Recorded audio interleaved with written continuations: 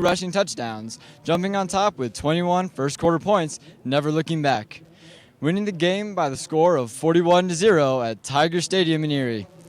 Erie finished the 2012 regular season with 7 wins and just 3 losses, which was good enough for a third-place finish in the 3A Northern League, earning the Tigers a trip to the playoffs. Erie opened playoff action at Rifle, where the Tigers fell by the score of 42-0, ending their season 7-4. The Tigers, who graduated 16 from last year's squad, will be led by senior quarterback Tristan Lyle, who completed 55% of his passes, while tossing 3 touchdowns as a junior. The Tigers' running game is anchored by seniors Joey Ramey and Christian Mickey, who led the team in rushing as juniors, just averaging under 7 yards per carry. Ramey accounted for 775 yards and 7 touchdowns. Mitchell finished the 2012 season with 3 wins and 7 losses, and a 5th-place finish in the 3A South Central League standings. Head coach Archie Malloy begins his 11th season at the helm of the Marauders program, where he has compiled a 32-win, 68-loss record in his first decade. TJ Conklin has earned the starting quarterback job. The junior is one of 12 players who traded Wassing Cardinal and Gray for Mitchell Blue and Orange following the school's repurposing. The last offense will be without last season's 2,000-yard rusher, Aaron Wright, who after preparing all summer for his senior season departed, moving with his family to Omaha, Nebraska. The Marauders have talent and the skill positions and will count on senior Preston Williams to fill the void left by Wright's departure. The 5'10 senior found the end zone twice last week against La Junta. Now let's bring in the gentleman who will be bringing you the call of tonight's game for the booth, high above the 50-yard line, Barry Reed and Walter Johnson. Thank you very much, Robert and Elizabeth. Fine job down there, youngsters. Partner, we got a rematch of last year's. Erie got the best of it, but they have a missing offensive and defensive line that's going to be the big question mark for Larry Gartrell tonight. Yeah, and Larry Gartrell is bringing his team in here, Barry. They want to run the football. And they're going to run the football. And it will be no surprise to Coach Malloy. We talked to him on the field earlier, and he said they do what they do, and they do it well. So I don't expect a lot of points tonight because Mitchell pretty much runs the football also. So slow scoring, defensive battle. If we get some defensive discipline tonight from Mitchell, we should be able to get closer to that 42-0 score we had from last year. Mitchell combining with 12 kids from Wasson's program. We talked to Archie Malloy about that earlier in the week. We've got a little bit of video. They have meshed very well. That could bode very well. Taking a look at the keys to tonight's game for Erie, they have got to,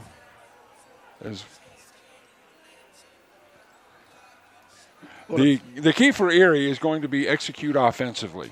Big time. And they've got a big offensive line. They've got a tackle on the left side of that line, Barry. I was looking at him, and he could block out 2 sons. He's a pretty big fella. So they're going to want to run behind him on that right side, They probably want to get Mitchell into a turnover battle, too, and win that. They want to force Mitchell to turn the ball over, see what they can come up with on the turnovers. You want to shorten the field, as every coach wants to do. It was at the game last night, and the outcome of that game was decided by special teams. We've been saying that for years. Special teams.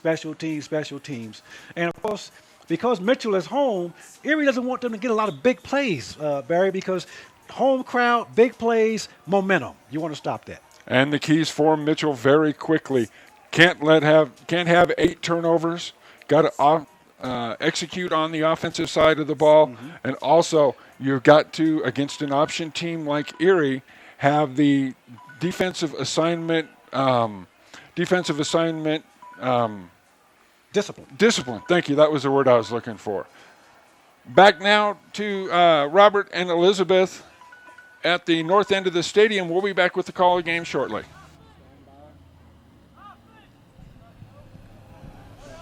Thank you, Barry and Walter. We will be back to you for kickoff in just a few minutes.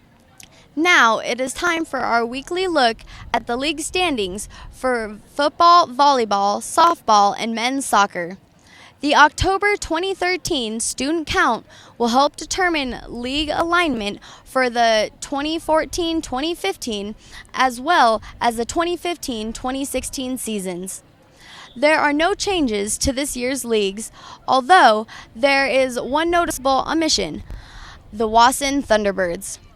0-week action in the 3A Southern League football.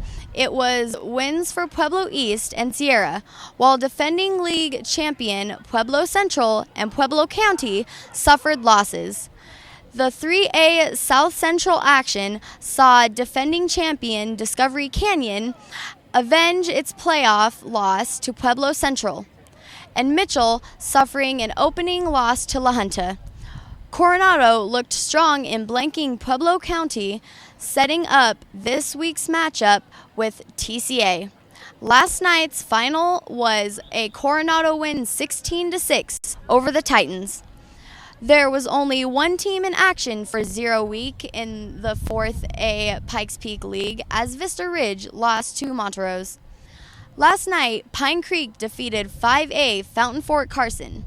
The remaining teams in this league, including defending champion Ponderosa, will begin this weekend. The 4A Foothills League, which includes defending champion Pueblo West, saw no action. All the teams in the 5A Pioneer League, featuring defending league champion Fountain Fort Carson, begin action here in Week 1. Last night, the Palmer Terrors opened with a loss against Montebello, while Fountain Fort Carson lost to 4A Pine Creek. The leagues for volleyball, softball, and men's soccer will also remain the same. Both the 4A and 5A volleyball championship trophies currently reside in Colorado Springs, where both Cheyenne Mountain and Doherty begin their bids to repeat. The 4A Pikes Peak League features defending state champion Cheyenne Mountain. The Indians are looking to make it 5 straight state titles. The 4A Colorado Springs Metro League features Don Lash's Coronado Cougars, who have finished 2nd and 3rd respectively the last 2 years. The 5A Colorado Springs Metro League features defending state champion Doherty. The Spartans return Haley Washington and Gabby Simpson in their bid to repeat. Making our way now to the Diamond for Girls Softball. The 4A Colorado Springs Metro League features defending champion Widefield, who begin their season in tournament play this weekend. Both Mitchell and Coronado have recorded early wins. The 4A Pikes Peak League features defending league champion Discovery Canyon, who went undefeated in league play en route to the Region 4 Championship before a second round exit in the state tourney. The 5A Colorado Springs Metro League ended the 2012 season in a 3-way tie between Fountain Fort Carson, Palmer, and Pine Creek. The Trojans held the tiebreaker and advanced to state. First week action has Pine Creek atop the standings. Now we make our way to the pitch for men's soccer, where the 4A Colorado Springs Metro League features defending champion Widefield, who defeated Mitchell in the league championship game last year, and both teams qualified for state. The 4A Pikes Peak League features defending league champion Palmer Ridge, who ran through league play and finished runner-up at state, losing to Battlefield Mountain in the state final. The 5A Colorado Springs Metro features defending league champion Pine Creek, who made it to the state quarterfinals. Doherty and Liberty also earned state berths. Time now for a quick break. When we come back, we'll be joined by our special guest, the principal of Mitchell High School, Mr. Scott Noller. You're watching the District 11 High School Football pregame show on the District 11 channel.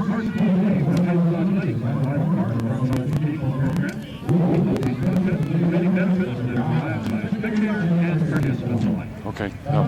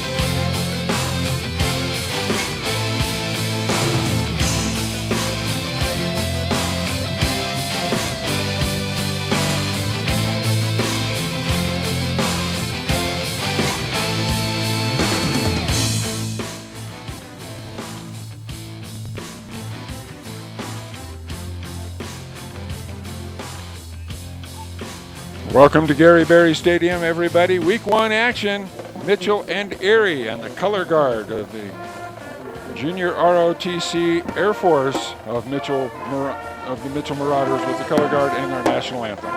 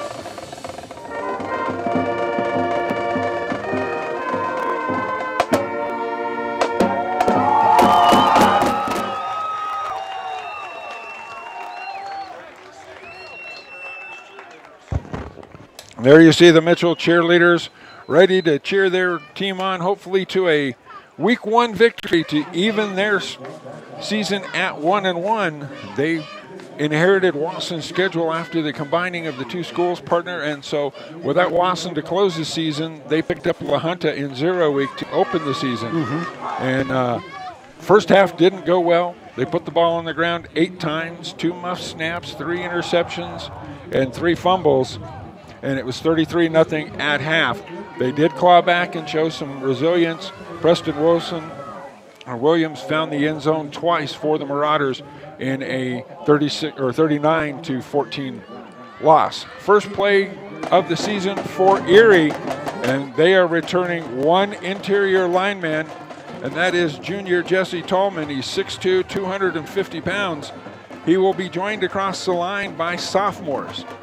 And if Mitchell is going to be able to exploit anything, it will be the youth on the offensive and defensive sides of this Erie ball club. Erie has just 5 seniors. 4 of them are key contributors from last year. 12 juniors, 16 sophomores, and even 6 freshmen.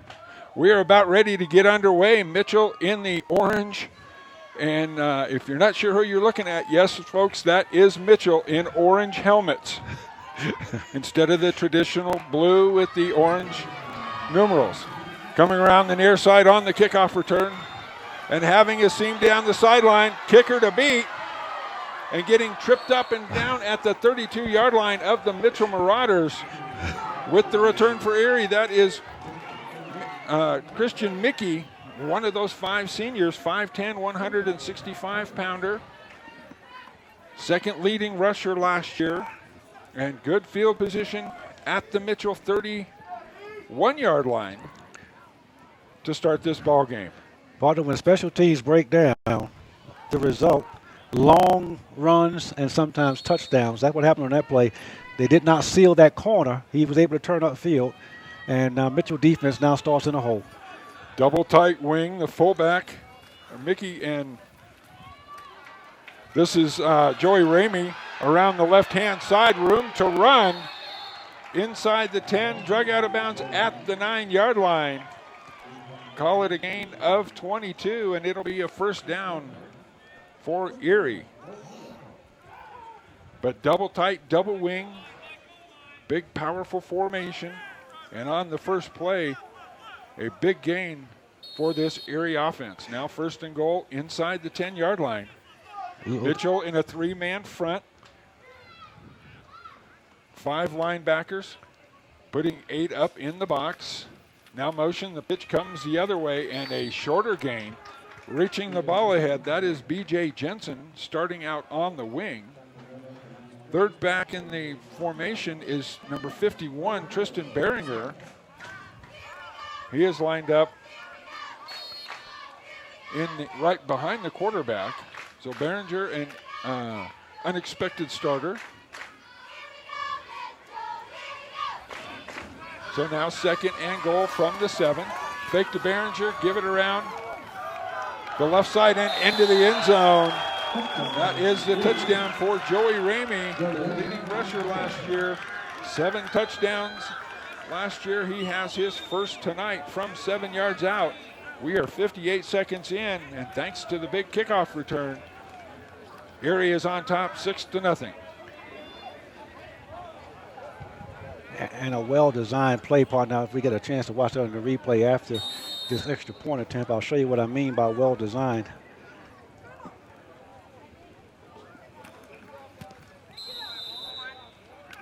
And whistle blows. The kick is good. It just barely crossed. Barely made it. Tobias Campbell, the 5'9", 140-pound sophomore, puts it up and through.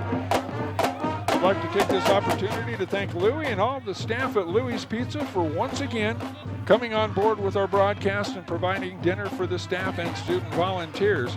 We invite you to visit one of Louie's 5 locations around the Front Range and inquire about special educational-based programs that they have. Again, thanks to Louie and all his staff at Louie's Pizza for all they do for the students of School District 11.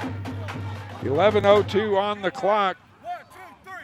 7-0 is our score as Ramey finds the end zone. Now we will see how Mitchell is able to respond. Field position, such a major battle. And Mitchell's defense put on the short side of that by the special teams early. Well, let's see what the Erie kicker can do here. The extra point wasn't very impressive. Let's see about the kickoff there. This is Ramey doing the kickoff duties. It angles to the left and will go out of bounds. So the Marauders will have the choice.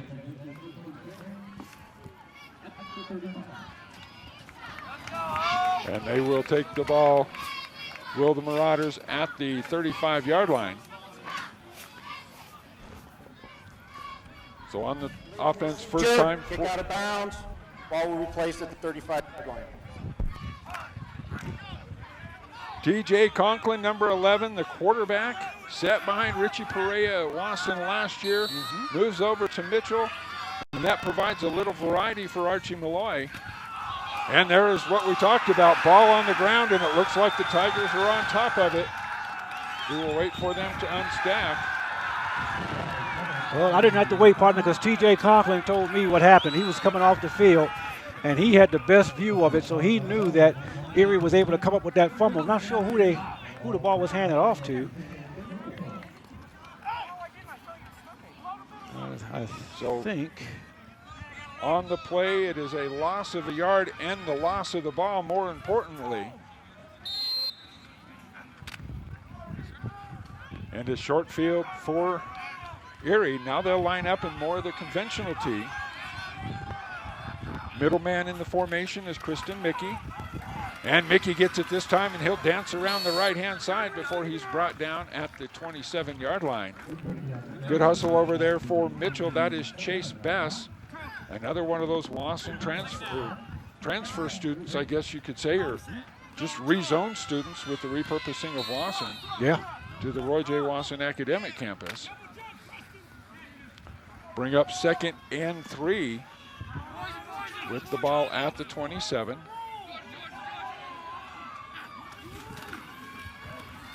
Lyle handed off once again, and Mickey with the carry inside the 20 down to the 18.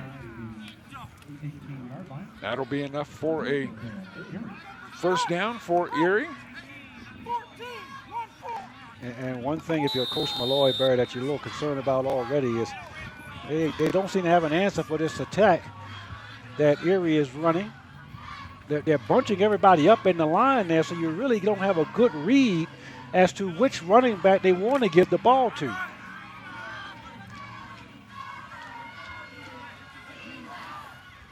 See how now back to the wing, bunched up in motion, and now back the first pass of the season, and this one is intended for Joey Ramey. It will be incomplete.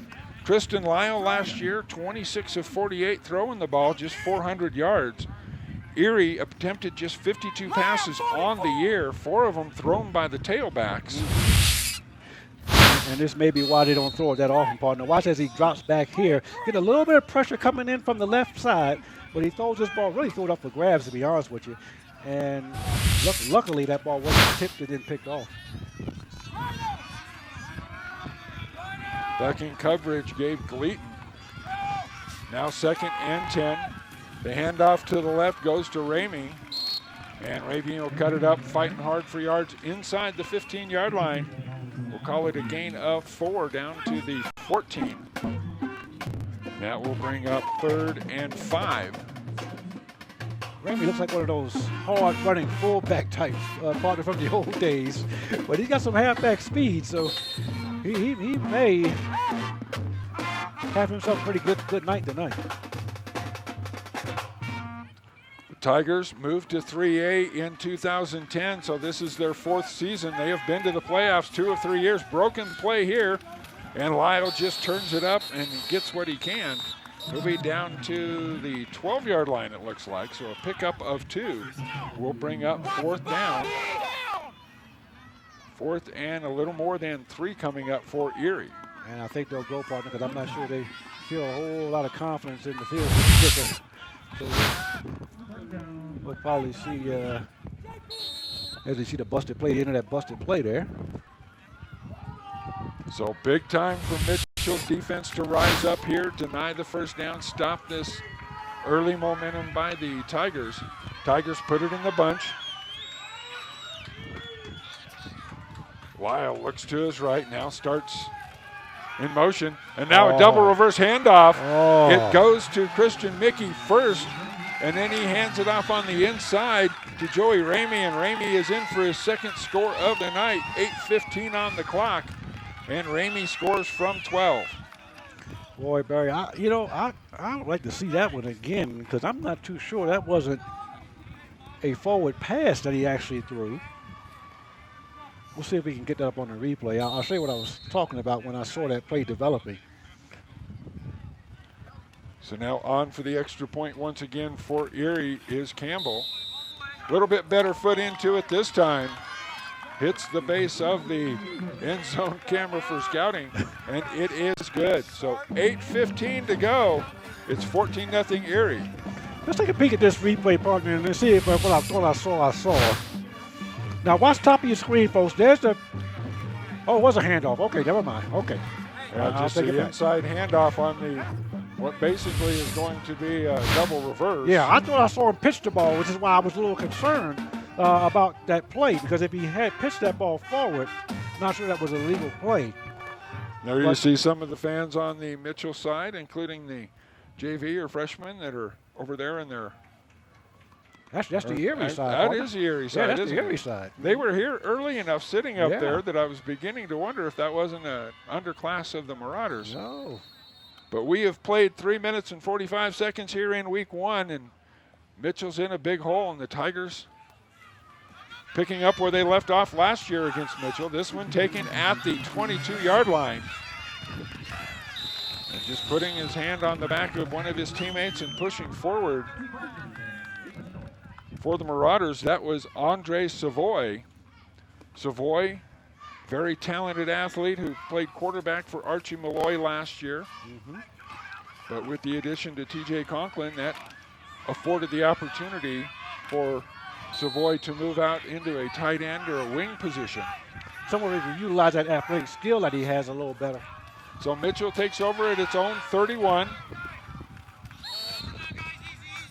And into the arms of the middle linebacker, not very far. Tristan Behringer, the 6', 170-pound junior, goes Preston Williams. Williams gets ahead for a gain of a yard.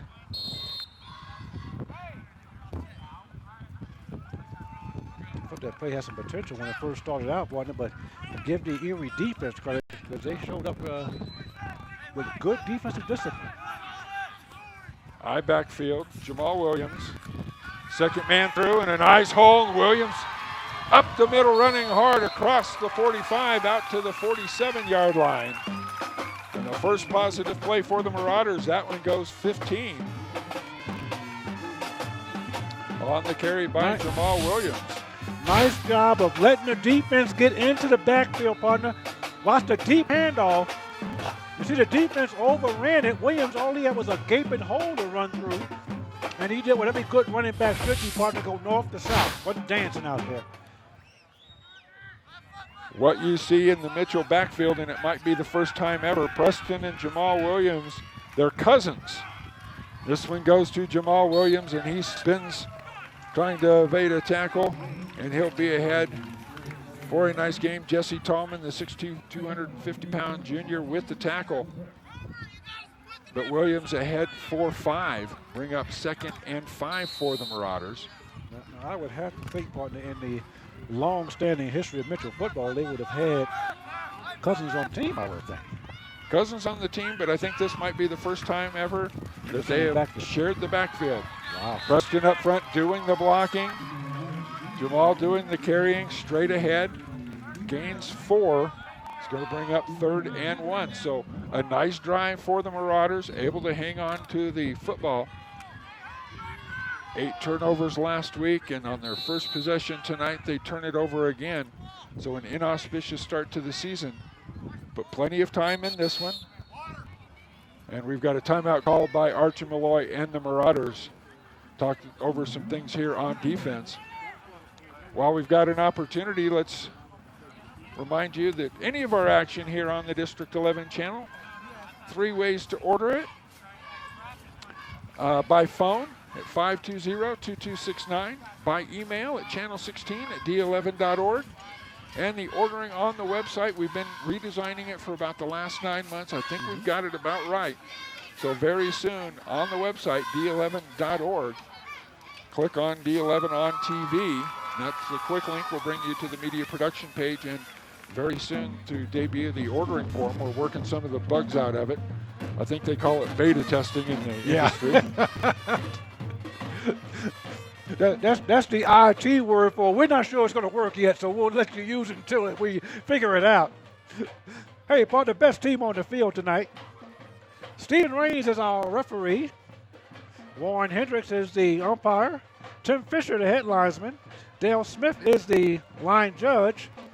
And Frank Kuna is in the backfield. He is the back judge tonight. So 3rd and 1. Conklin under center. And Conklin just with a quarterback sneak follows his offensive line down to the 41 of Erie. And that should be enough for Mitchell first down. 2nd one here on the drive. And there is a signal. Mitchell moving the chains, hanging on to the football. And what you like about that part is don't get cute. Just get the snap, go straight ahead, get the 1 yard that you need.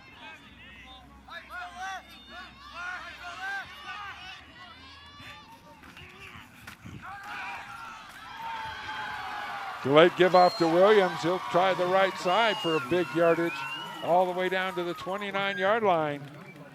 It goes for 12 and a Mitchell first down. Nice Archie Malloy's got to hole. be very happy with this. Look at that hole he had to run through, partner, and he got upfield, was running north to south. I like seeing that in a running back. I can't say that enough. Conklin now back into the huddle. Splits Dante Russell to the left of the formation. Wilson the up back. Or Williams the up back. Now going to throw down the left-hand side. In and out of the hands of Dante Russell. TJ Conklin laid it in there perfect, and Russell just unable to come up with the catch. Could he have walked it out there and got it there any better? Watch the touch on this pass, partner. Right at the pylon. Oh, you got to catch that one. He's going to be sick when he sees a replay on that. And that is the difference between an Andre Savoy from last year and a TJ Conklin. Conklin more of that straight drop back passer. Yep. Savoy more of the athlete. So once those start getting caught, Mitchell has a dangerous weapon. A good job stopping things up on the outside for Erie, forcing it back inside. And it will be a loss on the play all the way back to the 31, so a loss of 2, bring up 3rd and 12 for the Marauders.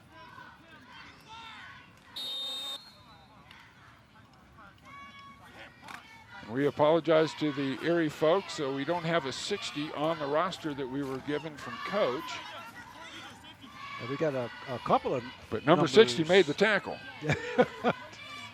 On both sides, we got a couple of players that we haven't identified. We'll try to get that, though, as quick as we can.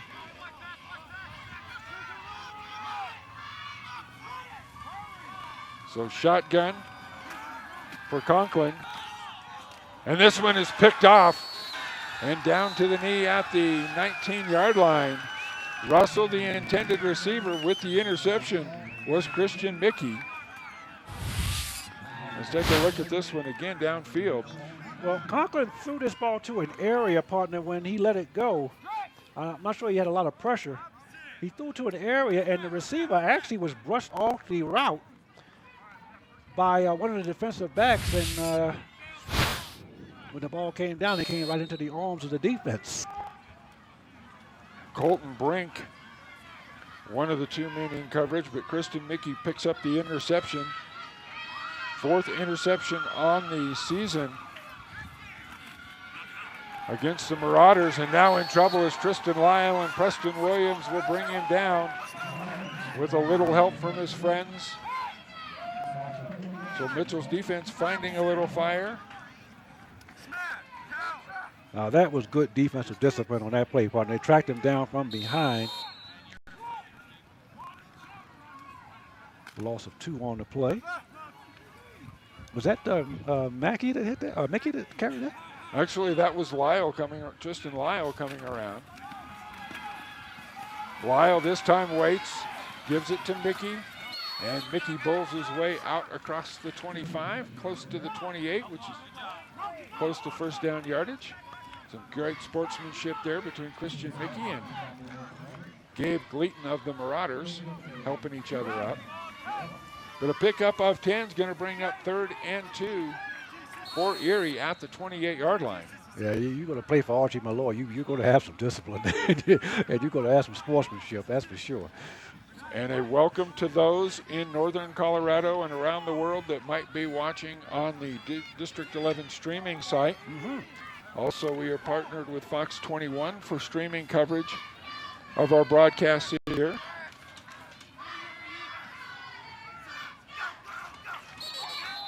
And Mitchell jumps across, getting a little anxious.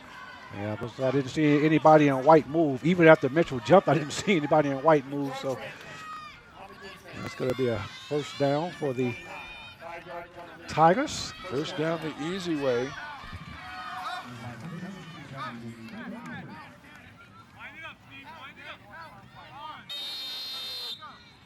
Tim Allen, the defensive end.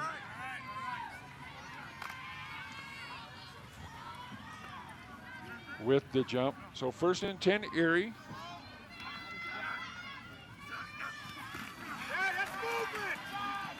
And a big hole once again for Joey Ramey. And Ramey is ahead 4-9, close to another first down. The Mitchell coaching staff, not so sure that's not an illegal shift on that play, Barry. A lot of them yelling that the players were moving too soon. Well, on that little wing around, there is a pulling offensive lineman, and I think it might be Jesse Tallman that is getting his 250-pound 6'2" frame in front of these runners and just clearing the way. So 2nd and 1 Erie in motion. Back to pass, second time tonight out into the flat, and this one reaching out for it was Joey Ramey, unable to make the catch.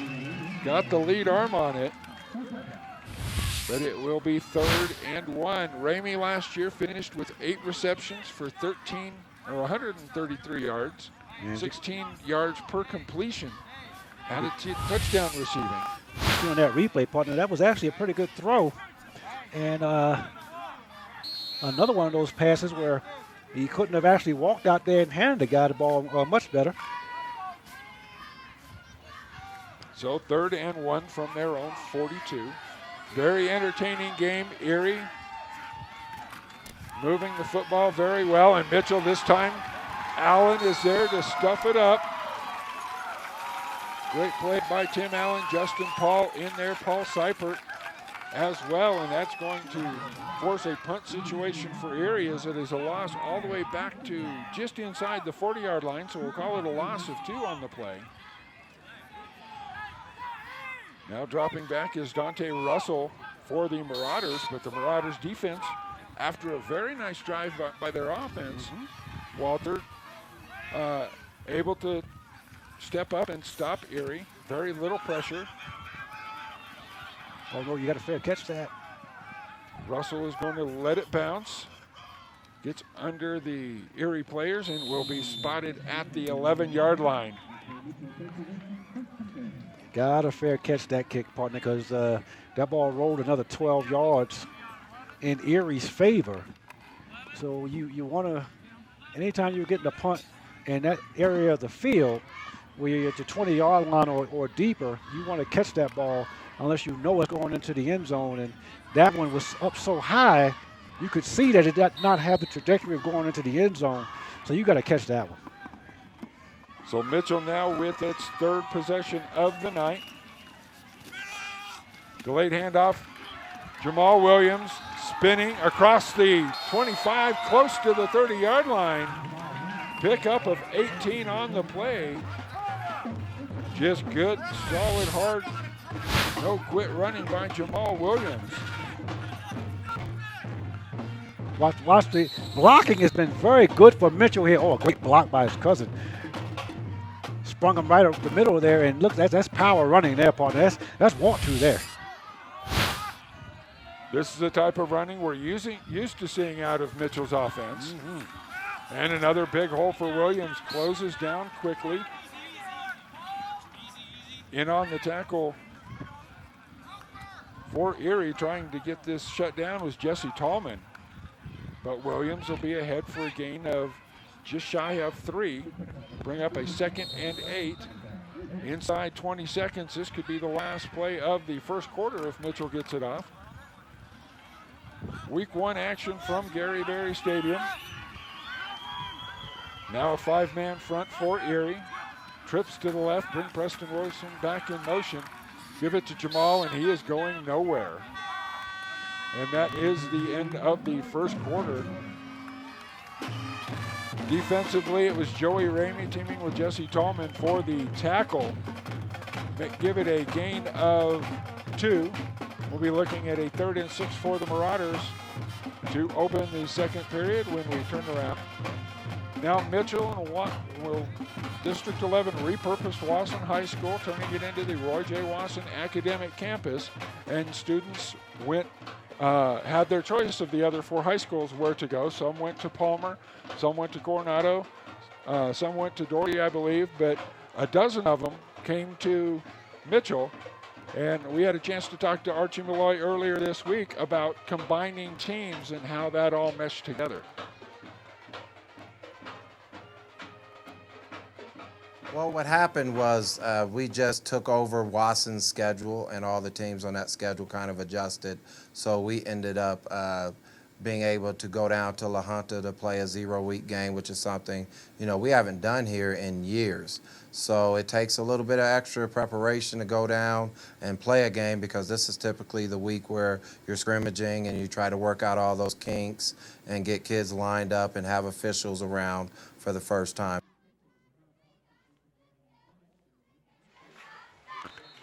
And the trip down to La Junta last week resulting in the loss.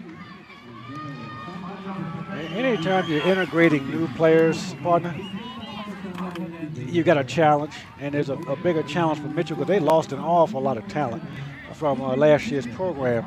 So you have the challenge of integrating new players, and then the challenge of getting those players that were with you last year to get to that next level.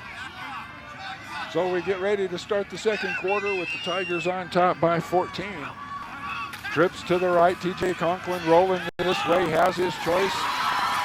Throws it to the short man across the 40 for a first down. It'll be a gain of 9 on the play. And Jamal Williams is on the reception. It's a low 5 from his cousin, getting back into the huddle. And the Marauders moving the chain once again. Nice throw. Nice catch. Flooding the zone out to the right. Find the open man and deliver the ball. This time, Twins to the left. T.J. Johnson and Dante Russell. And give it off to Preston Wilson. Off the left-hand side, he comes back into the middle, and a big gain inside the 40 of Erie, all the way down to the 39-yard line. Pickup of 19 for Preston Williams. Nicely executed play, Paul. Let's watch this on the replay here. Just slips the ball into the stomach as he's going up the middle, and now the rest of it is just hard north-south running. Preston Williams came up a couple years ago, a refugee from the Hurricane Katrina event, spent some time in Houston before coming to Colorado Springs, and part of Mitchell's JROTC Air Force program, a fine young man. And here's his cousin Jamal running hard inside the 35. They will spot him just inside the 34-yard line, a pickup of 5. And Mitchell's offense is awoken in the last 2 drives. Let's see if they can keep from turning it over. Yeah, they've done a great job. Watch the blocking. That's when I've been impressed with, partner. And then once the blocking is established, how hard the running backs are running north to south is also been very impressive. Tight end left, Twins, or tight end right, give it off to Williams. Preston's ahead, down to about the 30-yard line. They're going to spot him just shy about the 31. It will be 3rd and 1 for the Marauders. Great down for Archie Malloy and his offensive staff, partner, because you can really do one or two things here. You can really do a play action and try to hit him with a deep pass, knowing you have a 4th and 1, which should be makeable. But let's see how Coach Malloy attacks this one. He might just go to the running play. Johnson to the left, Russell to the right, and he'll give it off to the right-hand side. And ahead for a first down is Jamal Williams. Down to the 28-yard line. Mitchell once again moving the chains. And that's the objective on offense, get the chains moving. And the one thing you don't want to do right now, partner, is look at that scoreboard. You're down 14-0. You don't want to look at the scoreboard to determine what plays you're going to run. You want to stay with your game plan right now. That's what Mitchell is doing, and it's working for him right now with this running game. Very impressive right now. Shotgun formation. Conklin with a little bit of a mix-up, tries to get to the outside, gets a good block from Russell, and he's going to be close to moving the sticks again inside the 20. They'll spot him at the 19. So give him a gain of 9. And big confusion in that formation. I'm not sure who was supposed to get it. Let's take a look at the replay. You know, when I looked at that, and there's a replay, can we go wind that back just a little bit, guys? Did you see Watch Conklin the end of the going down run into here as he the gets knocked out of bounds. Russell with a good block and making the tackle. When we get a chance, we'll wind that For back Erie again. is B.J. Benson. Because I thought that was actually a set play. And we've got a timeout. Now on timeout Erie. taken by Erie. So, guys, if Larry we could, Gartrell wanting a timeout to let his defensive coordinator talk to his defenses. Mitchell has picked up 6 first downs. They're on the verge of their 7th in the last 2 series and starting to steal some of that momentum that Erie had so early. yeah, if we can replay that last one, guys, let's take a look, partner. Let's, and unless the old eyes are deceiving me, and that's not out of the question. See, watch. I thought it was a fake handoff that he was trying to do. Let's roll that, guys. Okay, we got there a little too late because I thought he pulled the ball back out. I didn't think he meant to give it to him, and he meant to keep it and go around that left side.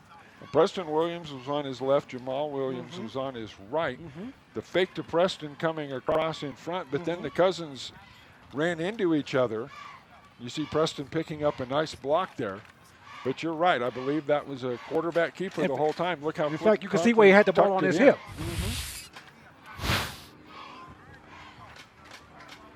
So you're looking at the brand new turf here at Gary Berry Stadium. Oh, the old guy got a new coat. Hey, and kudos, Barry, to athletic director Dave Eichmann. You see the black lining around the field? That was athletic director Eichmann's call on that. He thought that was a pretty good touch to that, and I like the way it looks. It looks pretty good. Really makes the field stand out Yeah. instead of being green all the way to the track. Conklin under center here on 2nd and 1. Give it to Preston Williams in a big hole up the middle. Williams pulling tacklers inside the 5. He'll be brought down at the 3. It'll be a gain of 16 and another Mitchell first down. First and goal, Marauders. Oh, you know what, Barry? You can talk about the running right now all you want to, but boy, you got to give those big guys up front some credit. They are opening up some holes, and the Williams guys, the Cousins, they know what to do with it once they get into those holes. They are north-south runners, and I'm enjoying seeing that. Christian, Mickey, and Wes Bro doing the tackling. The only problem is they're your safeties. Yeah. You don't want your safeties making the tackles. This play off the right-hand side, players very slow to get up. Not much of a gain there as one of the Marauders is still down. Yeah, partner. And we're going to have an official's timeout for the injury. Checking to see who that might be down for the Marauders. I see a 5, but I can't catch the other. Look like That 5, might 7, be 57. maybe. If Yeah. that is Justin Paul. Let's look on the replay here and see what might have happened to him here, partner. Watch the bottom of your screen, folks. And can't see it. Oh, it looks like an ankle maybe, because he's holding that ankle as he goes down. Of course, we don't want to speculate on what it could be, but that's Wes Bro coming what it in, looks pinching like. down from the side. Just lots of humanity in there. You get those big guys rolling around in there, partner, and stuff starts happening. Ball back at the 3. So it'll be second and goal from the 3 when we resume. Mitchell. But Justin Paul down. Justin Paul missed quite a bit of season 2 years ago with a knee injury. And let's see if he can go off on his own power. You see the here. brace on the left leg. And they're not going to let him put any And- weight on it. See a couple of his teammates not dressed tonight, coming out to assist him. Not a good sign. We will try to see what we can see there, but that is a huge blow to this rushing attack for the Marauders. Well, I tell you what I do like about it, partner, is he can put some weight on it. So that might be an encouraging sign, but we'll wait and see what the medical staff comes up with before we determine. Paul, the 6 foot, 265-pound senior, who we featured in one of our pieces last year, getting help to the sideline. I want to play doctor up here, so I won't. They'll stack everybody to the right side, run Jamal Williams to that side. Keeps his balance and hops into the end zone for the Mitchell touchdown. 8:45 of the second, and Mitchell has answered with an impressive drive. They go 81 yards. Watch the and blocking they are up, into the end zone. watch the blocking up front. Good blocking, but there was a safety that got into the backfield, but he did not wrap up and tackle, and Jamal Williams was having none of that. He just ran over him and got into the end zone. So 14-6 pending the extra point. And timeout Archie Malloy and the Mitchell Marauders as they talk about this. I didn't see a kicking team making its way to the field, so this might be a try for 2. And Mitchell has had some trouble with kickers for the past couple of years, partner, not having a dependable kicker, so that might be why you're seeing them go for 2 in this instance instead of kicking the extra point. Remember 3 years ago, the soccer player came out to do some kicking, but that didn't, he graduated, of course, and has moved on, and they just haven't got one yet. Cutie pie shots tonight, Barry. Look at her turn around there on TV. Got 2 cutie pies in that picture, maybe 3 actually. One young lady there to the left of the screen. Across the way on the Erie sideline, there you see head coach Archie Malloy in his 11th year at the helm. Only the 3rd coach in Mitchell history, following Jim Hartman and Tom Sandoval. And Archie, if I remember correctly, is also a former player at Mitchell, right? Graduate in 1986. So Mitchell will go for 2. They set up the same formation. And timeout Erie. After Mitchell sets its play, the Tigers answer with a timeout. So 2nd straight week for the Marauders taking on the Tigers. And they are hoping that this week's results against the Tigers are a little bit better than last week's results against the Tigers. Yeah, La Junta Tigers down in La Junta. Had a chance to go down there a couple times for a game. It's a very interesting atmosphere down there, partner, if you've never been down that way. Justin Paul down on the sideline, getting looked at as you see the Mitchell cheerleaders. Getting a lot of attention down there too, partner. Back to that black edging around the field. It just makes it set out. Now, it doesn't go to the football inlines because we do play lacrosse and soccer Right. here as well. Right. So that is why you see the slight bit of green in the bench areas Yep, multi-purpose field. here on this facility. But the old turf lasted about 10 years. And it was pretty beat up, but waste not, want not. It is being installed right now behind the Erbs Gym facility down on Wasatch, where Palmer will practice. And Palmer has actually had to bus their players up here. And practice here. And we see the Tears next week against the Indians of Cheyenne Mountain get as his feet in? Conklin completes it to Russell. And they say Russell is out of bounds. Let's take a look at that. I thought he got a foot in. I did too, partner. It looked So like. the attempt fails, and it is 14-6 in favor of Erie. Now the official was standing right there, so I'm going to give him the benefit of doubt on this one. But let's watch the bottom of your screen, folks. Watch Conklin roll out. Here's the catch. Too close to call. Too close to call. I'm going to give the official the benefit of doubt on that one, partner, because it did look like he was really close to that line. Let's see if we can slow roll it it down. back. And Let's nice and See if slow. we can slow this down. Right, he's going. He definitely caught the ball. There's no question about the catch. Yeah, Oh, see the foot foot on the does line. ran out Good- of bounds. Yeah, Good call. great call by the official. Yeah, like I said, I was going to give the official the benefit of the doubt on that one anyway, because he was standing right there.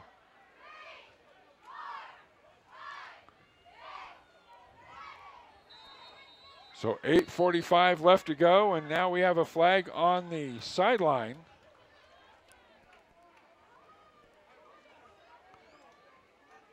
And that's on the Mitchell sideline here. That's interesting. Steve Raines coming up to talk to this side judge to find out what the infraction is. Encroachment on the receiving team. 5-yard penalty. Still kickoff. Wow. So one of the Tigers at the ready for play, foot across the line, and offsides. Yeah, got a little anxious. I was wondering what that could have been because the ball hadn't even been kicked yet. So you didn't think Mitchell was offsides.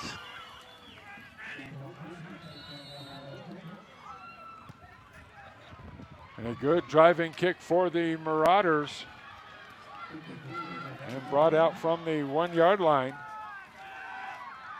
Spinning out across the 25, brought down at the 26. Christian Mickey with the return. But Erie will start at the 26 of the Marauders. That is just the second worst field position they've had all night. They started the first drive at the Mitchell 31, second drive at the Mitchell 39, the third at their own 19. Mitchell was able to force them to punt with a long field. Yeah. Mitchell could choose another 3 and out by their defense again. Loading it up, Mitchell flowing well, but able to turn the corner, coming around this left side. And with the carry, that is Joey Ramey. And sometimes you can have good defensive discipline, Barry, but you get there and you still don't do the right thing. Like, get a wrap up and tackle there. You can't allow that quarterback to slide outside on you like that and pick up 6 yards like he did on that play. Dante Russell with the tackle. But again, you've got a safety making the tackle for you. Yeah, that's not good. Mitchell crowds the line with 9. Straight up the middle, and this is Mickey, and Mickey will be drugged down at the 45, not before a gain of about 8 on the play and a first down. This is what you're going to see from both these teams. Neither team going to panic because the other team had an offensive drive. They're going to come back out and do what they do. And in both teams' cases, that's run the football rather well. We have seen, I believe, 2 passes out of Lyle. Erie tonight, both of them incomplete. Last year, they only passed 52 times in an 11-game season, so under 5 times a game. Great deception by Lyle. He gives it off to Ramey, and Ramey pushes ahead close to another first down, and he'll have it just outside the Marauder 45. They'll spot the nose of the ball on the 45. And it will be 1st and 10 on the 10-yard gain by Ramey. I like the deception of this play, partner. Watch as he goes back. It looks like he wants to pass and then reverse, but he wants to give that ball to the running back coming up underneath. 10 yards and a first down. Oh, look This out. is Mickey breaking tackles, and Russell bringing him down, getting a little help deep in the backfield for the Marauders. And that was Raheem Stafford. But another first down for Erie as they come slugging right back. Defensive assignment football, we talked about it in the pregame show, so important. And now motion on the left side of the line. The Mitchell bench calling for it, and this time they got it. This will back Erie up 5. And I bet the Mitchell coaches are saying we've been telling you that all day.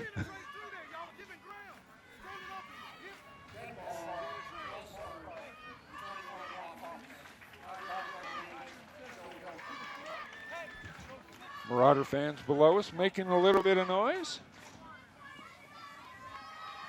We get to see Mitchell 3 of our first 4 games this year, partner. We have them this week. We have them in 2 weeks. 2 weeks, and then the week after and then that. the week after that against Harrison, I believe the 3rd week or the 4th week Fourth is week. homecoming. Cheyenne Mountain and Palmer next week. Should be an interesting game. Lyle under center, bring the house around this side. And a great job standing him up. Gabe Gleaton assisting on the tackle. I believe that was Tim Allen in there as well. Pickup of just 1 on the play. It's going to bring up 2nd and 14.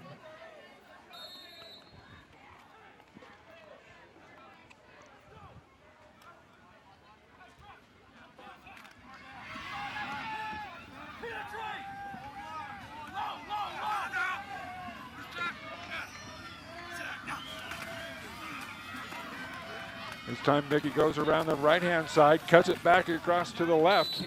He'll be inside the 25. He picks up 8 on the play, and that'll bring up 3rd and a long 6 for Erie. If you're the Mitchell coaching staff, all right, watch this play as it develops. You got to keep an eye on where Mickey is at all times, but when he starts coming toward that line, somebody should be spying him. And that the defensive flow shouldn't be such that he's allowed to go without being touched. Even if he doesn't have the ball, somebody should be chipping him. Mickey last year, 96 carries for 663 yards, 7 touchdowns, and there is Mitchell across the line. Preston Williams trying to time a blitz to stop the run. It's going to make it a very makeable 3rd and 1. First down. Actually, they're going to give him a first down, one. I thought it was 3rd and 6. Yeah. All righty, so the 2nd first down for Erie by penalty. Yeah, we had 2nd and 14 and a gain of 8, which made it 3rd and 6. Yeah. Straight up the middle, big hole, lowering his shoulders with the carry for Erie. That is big Tristan Behringer, the 6-foot, 170-pound junior. Behringer saw plenty of action last year, was the big back in one of Erie's wins. And you see, he just put his head down and just started running up the field, partner, and said, anybody want to get in the way, come on, I'm going to take you on. Ball spotted just outside the 4, 1st and goal. Lyle under center. Give it around to Ramey, and Ramey is in for the hat trick. 3rd touchdown of the night for Joey Ramey. 7 touchdowns last year, so he's almost halfway to his total here in week 1. And it is 20-6 in favor of Erie. Part of this year, we've got another excellent feature. We're going to have the students interviewing the coaches at halftime and be down on the field for that. Should be Elizabeth fun and and Robert will interesting. rejoin us at halftime after hosting our pregame, which is new to the district. Kick is away. And the good. kick is up and good. So Tobias Campbell, the sophomore, with his third extra point conversion.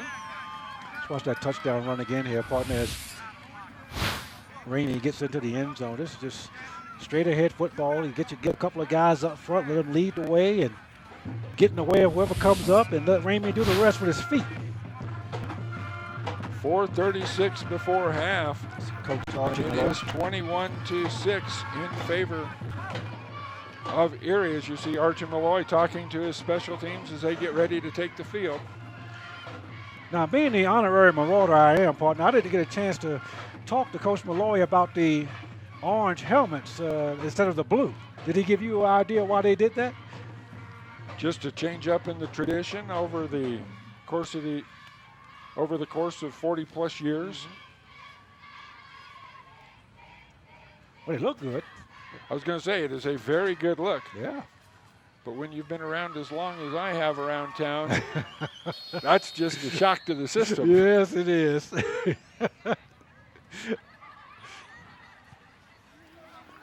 High angle kick, gathered in at Ooh, the what a hit. 32 and then leveled.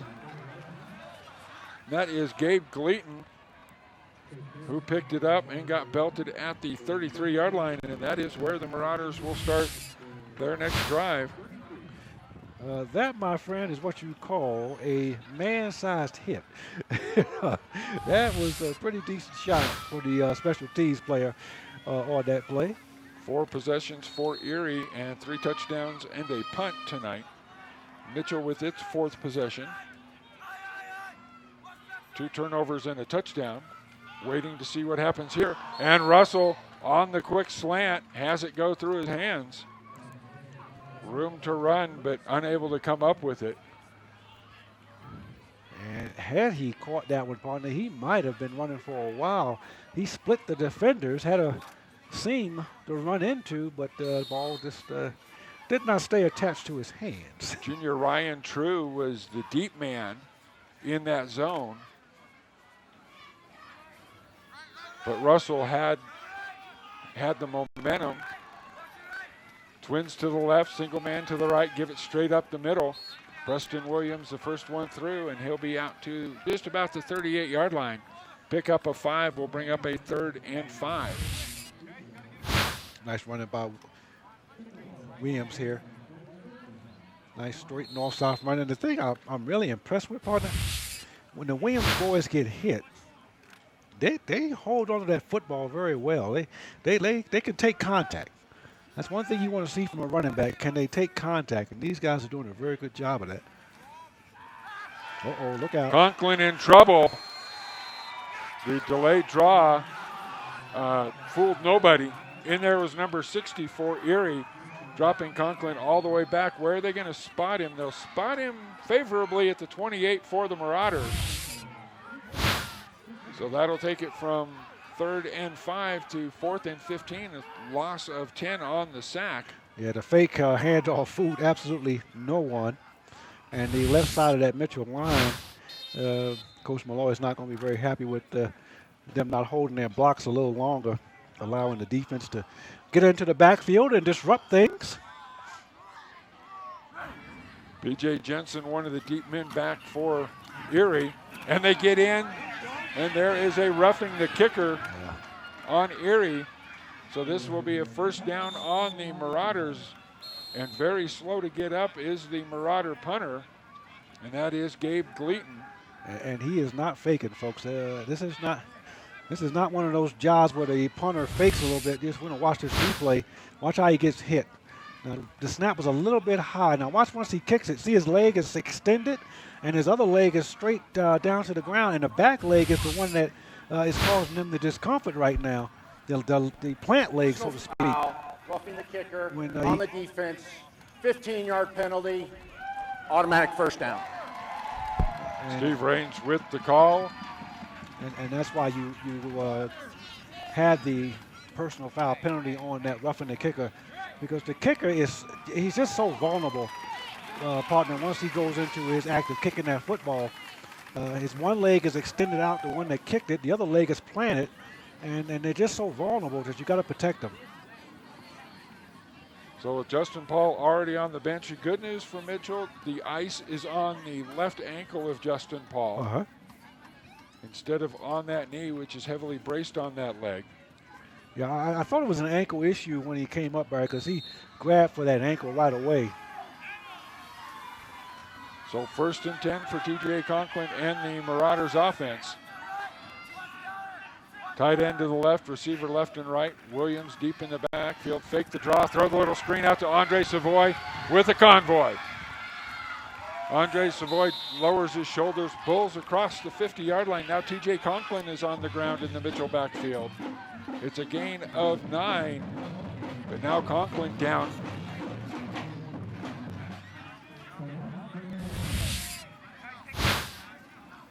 Let's see if we can stay with Conklin. The bull rush coming in, and Conklin gets leveled as he comes across the field on that screen to Savoy. You got a face full of number 60 from Erie. Yeah. Coming off that edge. You just kind of hope that he will be able to just jump up from this one. Again, TJ Conklin, one of the 12 Thunderbirds who made their way over to Mitchell to be part of this football team.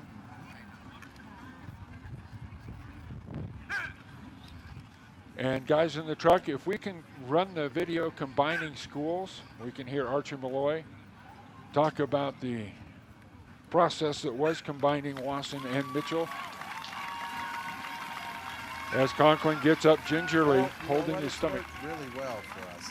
Having been a part of this rivalry as both a player and a coach for the past 27 years, some changes had to be made. I mean, both sides were kind of looking at this as how do we become one superpower. I remember playing in this rivalry and people thinking if Wasson and Mitchell ever joined forces, we would be able to take down the Denver programs athletically. So now we're given that opportunity with the unique situation of receiving 12 great young men from Wasson High School who have really immersed themselves in the way we handle our business here at Mitchell High School. Very, very well put by Coach Malloy.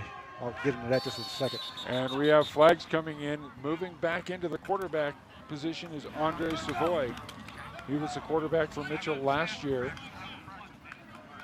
And with the injury to Conklin, he will assume the duties here in week number 1. And they are looking at the rib area. On the offense, number 50, 5-yard penalty, still 2nd down.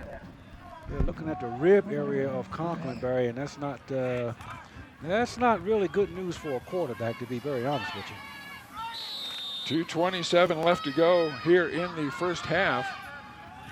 One of the Marauders having to hustle off. Twins to the left, Savoy surrounded by the Williams boys. Jamal Williams spins but can't get back to the midfield stripe. It'll be a gain of 3. But it'll bring up 3rd and 4 for the Marauders. Change of tempo, change of everything you do in the first, well, really all summer long of practice.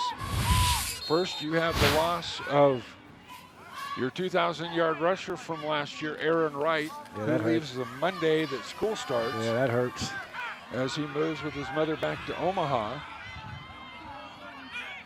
But you've got Jamal Williams to take his place. Now a big hole and a first down. Room to run. Williams tries to get to the outside and cannot. Dragging him down is Ramey at the 40 and then helping him back up. Jamal Williams with the first down. The first place he wanted to go wasn't there. He's cut it back outside, and then he was able to get upfield for 11 yards and a first down.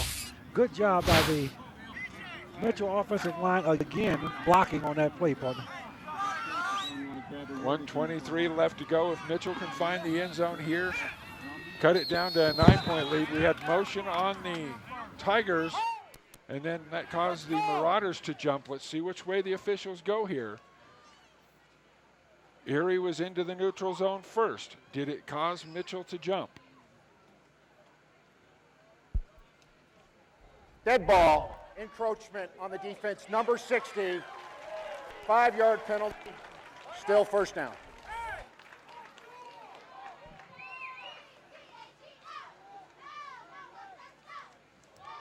So the clock stopped on the encroachment. Ball moved inside the 35. Now the clock started. Savoy gives off to Preston Williams around the left-hand side. Not much room there. Sliding over for Erie was Tristan Behringer. Behringer last year, 40 solo tackles, 21 assists. He was third on the team as a sophomore.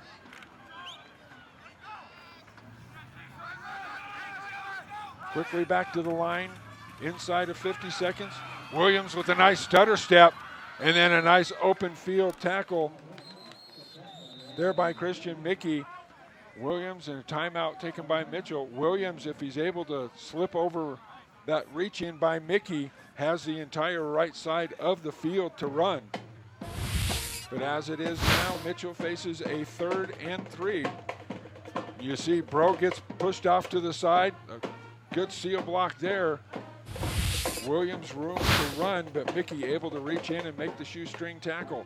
Archie Malloy and the Marauders huddling on the sideline. Big play here, 39 seconds left to go. Ball on the 32-yard line. Coming up at halftime, we will have a talk with Larry Gartrell, the head coach of the Erie Tigers. And then coming out of halftime, we will catch up with Mitchell coach Archie Malloy.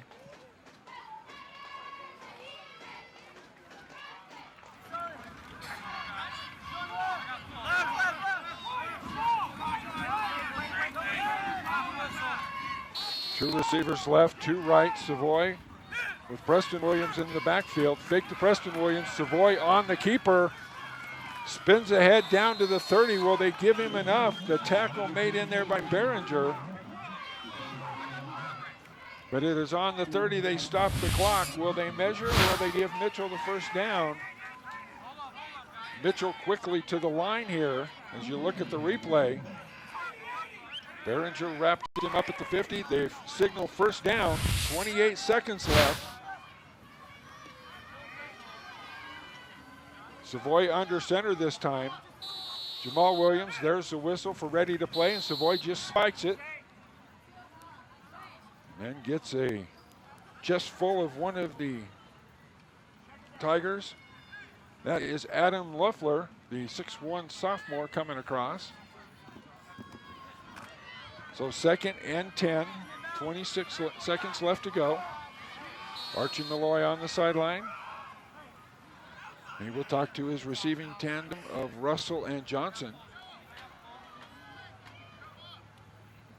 This drive for Mitchell started with the 4:36 mark, was aided by a personal foul, roughing the punter penalty, giving Mitchell new life, and since then they have moved inside the 30 of Erie, and Savoy airing it out for Russell, and this one's going to be intercepted in the end zone. Playing deep center field was Colton Brink, the 5'8 senior, 165 pounds, with his first interception of the year. And that stops the Mitchell threat with 18.5 seconds left to go on the clock.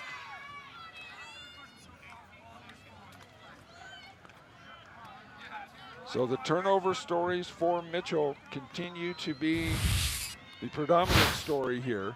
Fumble on the first possession, interception on the second, as they were moving inside the 20 of Erie.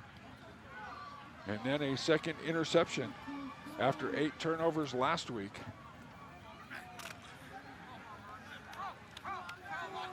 (21-6), still a ball game with 18 seconds left. See if Erie chooses to take a knee. Erie actually spreads things out a little bit. Lyle back to pass, gets hit as he releases. Pass intended for Ramey, and it's a little bit too strong. And it will fall incomplete.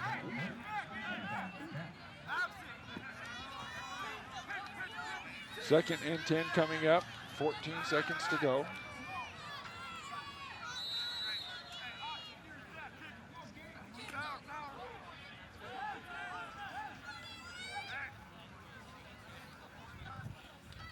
Now back into the tight bunch formation. Lyle under center is going to take a knee, and they will let the half run out, head to the locker room. We're at halftime here, week 1 at Gary Berry Stadium, and it is the Erie Tigers 21 and the Mitchell Marauders 6. As you see the Tigers and now the Marauders making their way into the locker room facilities here at Gary Berry Stadium. A chance to remind you that if you'd like to own a copy of this or any of the exciting action we bring you here on the District 11 channel, 3 ways to do it there on your screen. We have Larry Gartrell on the far side with our Robert Griego. Robert, take it away.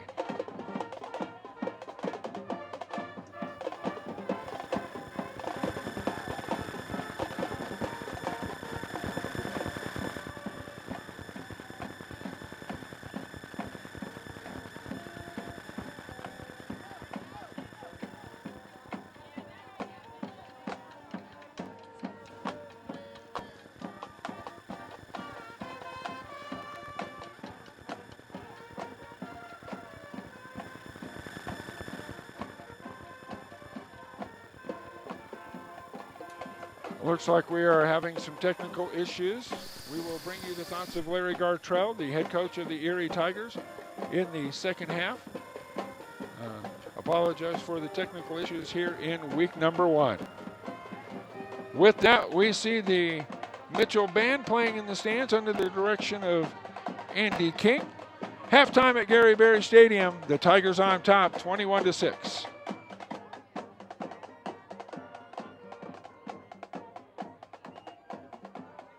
Good afternoon. Welcome to Mitchell High School, home of the mighty Mitchell Marauders. I'd like to introduce myself. I'm Scott Noller, one of the administrators here at Mitchell, and I want to take you on a tour of our amazing high school.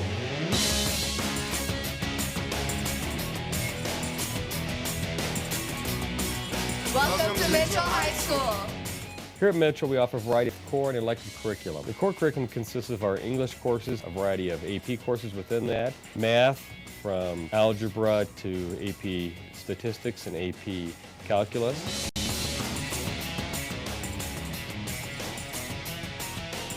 Mitchell High School, where the best is always here. We have courses from physical science to biology, chemistry, physics, oceanology. Hello, this is Brett Humphreys, our instructor in charge of our biomed program. We offer 4 classes. First year is Principles of Biomedical Science. Second year is Human Body Systems. The third year is Medical Interventions. And the capstone class is our Biomedical Innovations class. Our core values and beliefs are that every student can and every student will learn every day.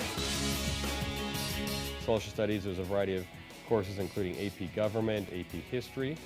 We have a variety of special programs here at Mitchell, including our Air Force JROTC program, Vocational Auto program, NHS, Honors Endorsement program, college preparatory classes that are called CU Gold courses. Our group is focused on academics, but we require a 3.5 GPA, and we are focused mainly on a lot of community service. We do a lot of community service activities.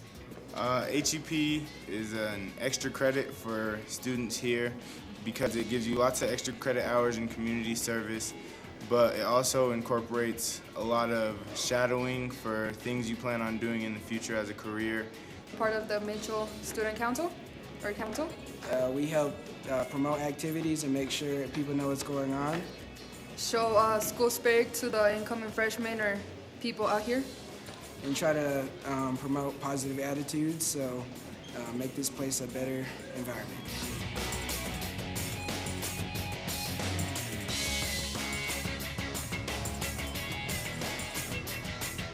Here at Mitchell, we offer a variety of athletic and PE programs. One of the programs is the varsity PE, which is only offered to our varsity athletes that come in during 7th hour that can train and do some extra work with their coaches. Also, we offer a different, variety of PE, swim, conditioning courses, and health program as well. We embrace diversity through a variety of multicultural programs. One of those is our Cinco de Mayo Day, our Multicultural Day and recognition. We offer a variety of 21st century courses that include Cisco networking, web design, and smart homes.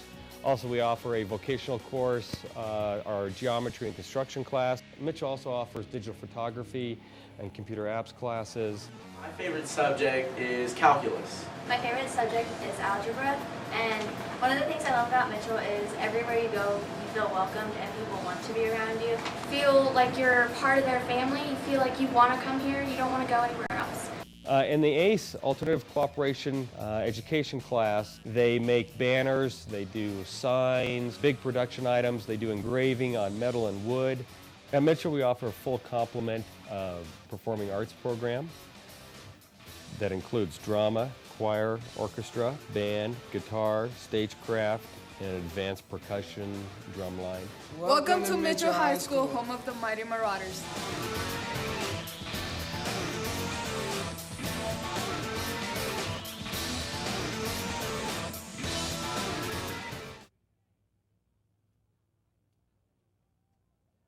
Colorado Springs School District 11 has an exciting new early college program offering high school students the opportunity to earn an associate's degree or up to 60 college credits for free.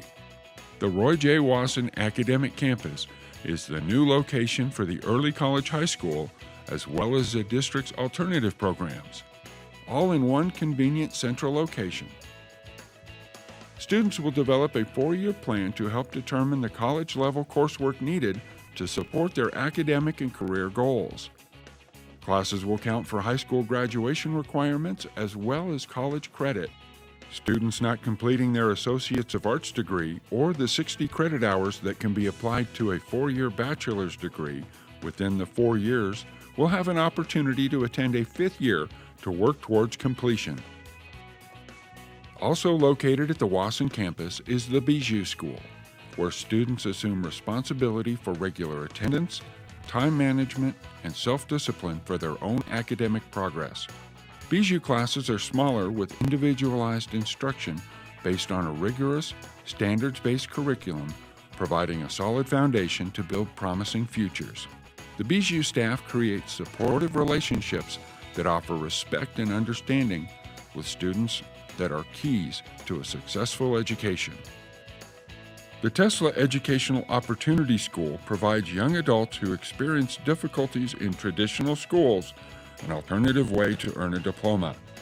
Tesla offers a middle school, high school, and parenting program that is designed to meet the individual learning styles and needs of the student.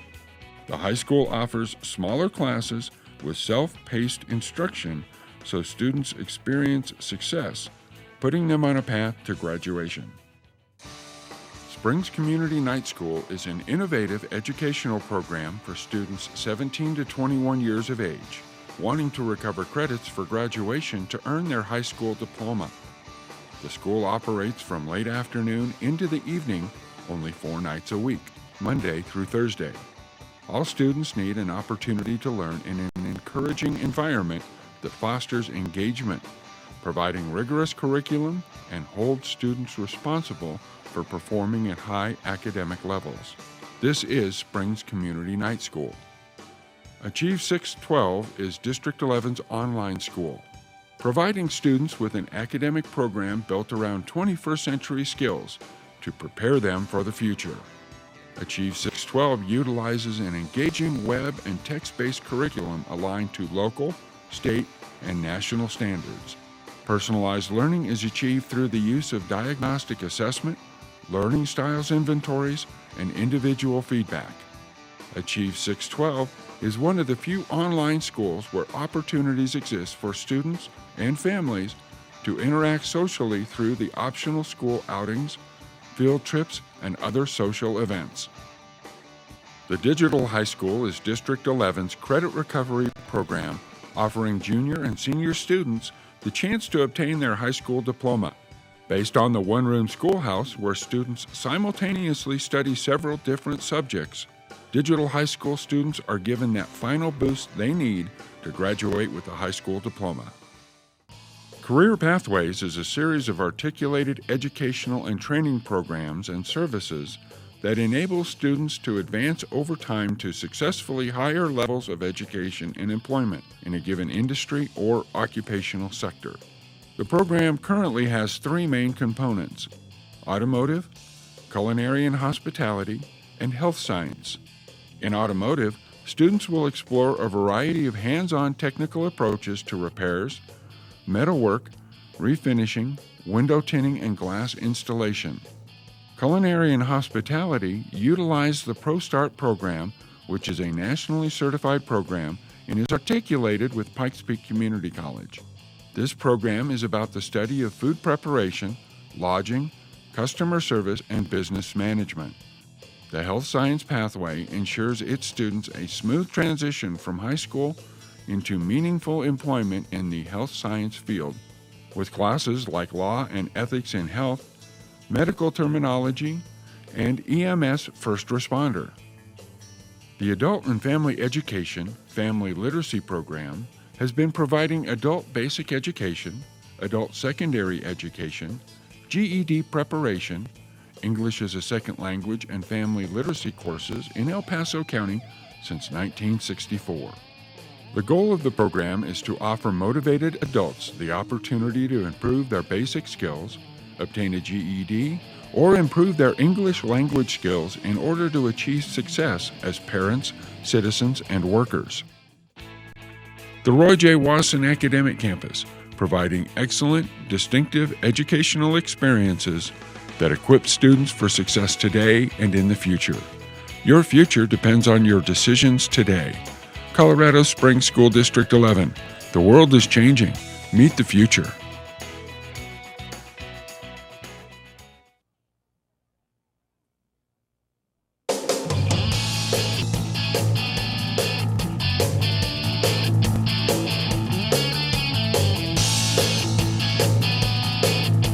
The mission at Jack Swigert Aerospace Academy is to prepare our students for their future. We will use aerospace to create a unique learning environment that will provide students a rigorous curriculum in science, technology, engineering, and mathematics, and to provide a safe, secure, and academically challenging environment that will foster creativity and teamwork to produce 21st century leaders.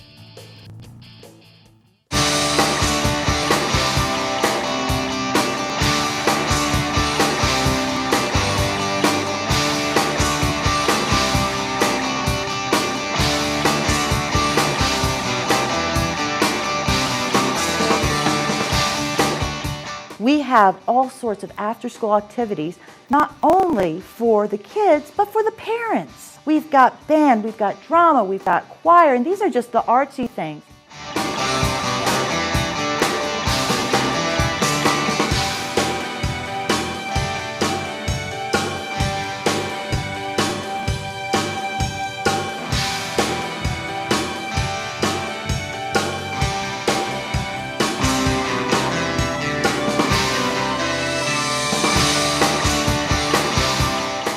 I'm excited that UCCS is having this pre-collegiate program with Jack Swigert because most of the kids here want to go to college.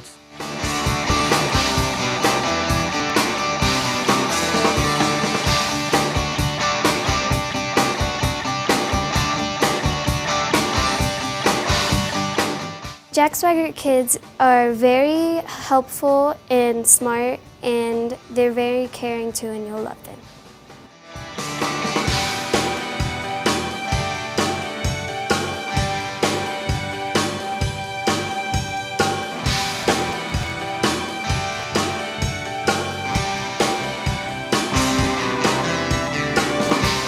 Come visit our school located at 4220 East Pikes Peak Avenue, Colorado Springs, Colorado 80909, USA Earth. Or contact us by phone at 719-328-6900.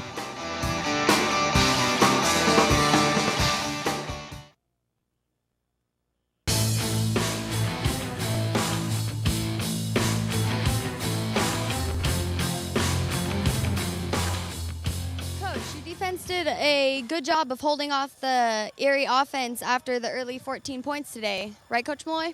Yeah, you know what? Our defense actually did a great job of stepping up. We've got to limit splash plays, though. We're giving up way too many big plays, and as a result, we find ourselves in a hole.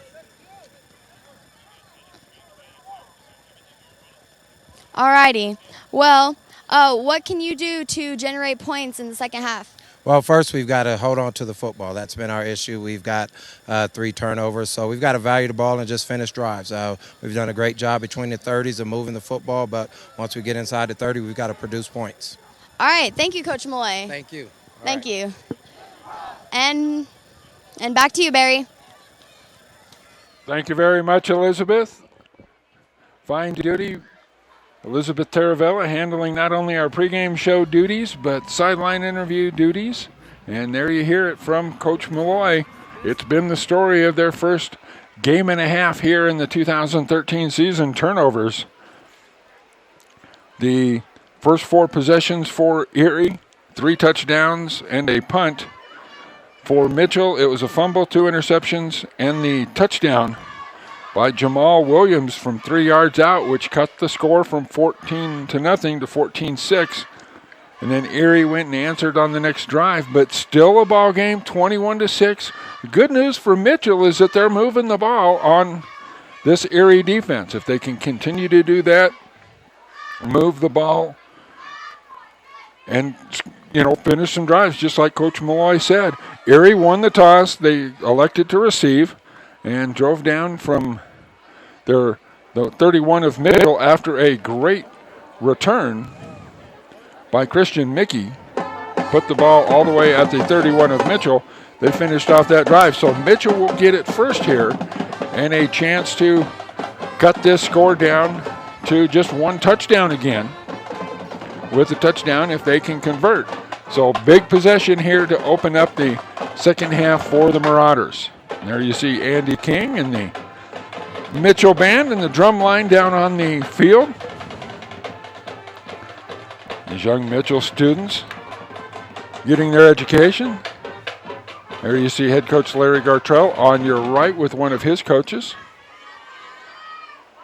talking about how they have been gashed by a couple of big plays by the Marauders. Once again, it's time to thank the folks at Louie's Pizza for providing dinner for the staff and student volunteers, bringing you tonight's production.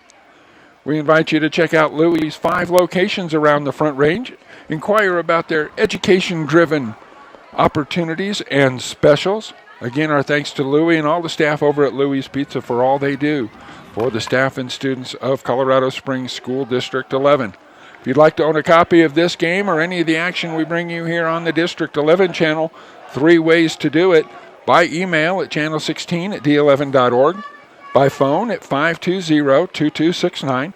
Now, if you're watching the streaming, the area code is 719, so 719-520-2269 if you live outside the area, or you can order on the web at d11.org. At the bottom of the homepage in the quick link section, there is a D11 on TV Channel 16 link. Click there, and that will bring you to the Media Production Services homepage. And the order form link will be on the upper left, I believe, as we are redesigning the website a little bit, making it a little more user-friendly and adding some options to it. But again, if you happen to be tuning in up in the Erie area or parts of northern Colorado, we thank you for tuning in via the web streaming here on District 11 channel. High school football, just one of the productions that we have students on camera for. And this year we have incorporated our pregame show with our students, and we have them do our sideline interviewing and things like that. Just another way that District 11 provides excellent educational opportunities to our students as part of their world yet to be imagined.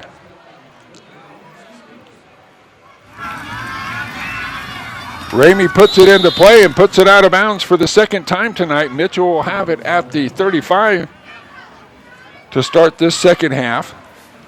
So good field position for the Marauders. We'll see if Archie Malloy was able to instill some ball maintaining skills in his squad at halftime. But Jamal Williams and Preston Williams doing a really good job of running tonight. Preston Williams, 6 carries, had a rush for 19, had a rush for 16, had one for 15.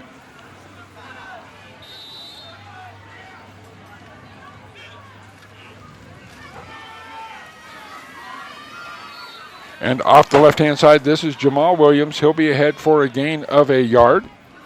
As I am joined by my partner from down on the field, Walter Johnson, stepping back into the booth. And partner, we got a ball game if Mitchell can score here. Even though both teams have been pretty equal on the offense, the killer has been the turnovers. It's been, and Coach Malloy said that at halftime, partner. He said if they can cut down on those turnovers, they can be right in this football game, and I agree with him. Savoy back in at the quarterback position. Here's a big hole for Jamal Williams, running hard inside Erie territory, all the way down to the 41-yard line. So this one goes for 23 by Jamal Williams, and another Mitchell first down.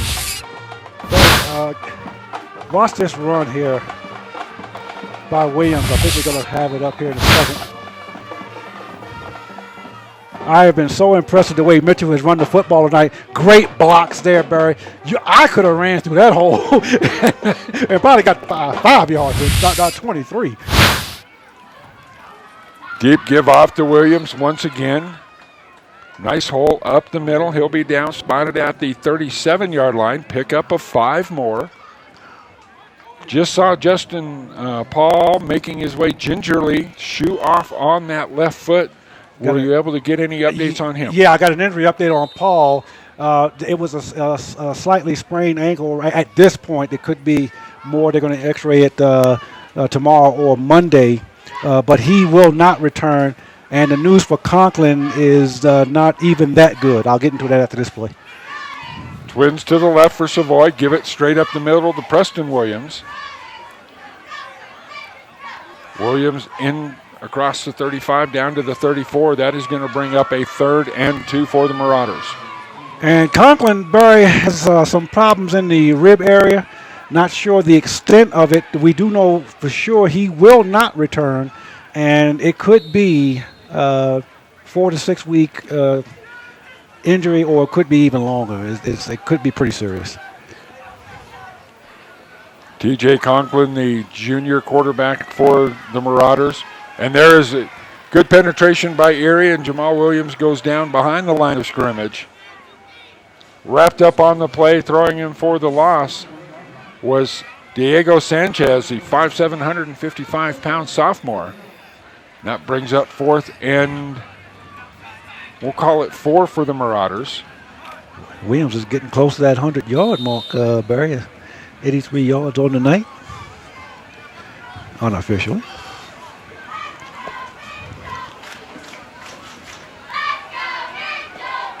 Marauders shuttle the play in.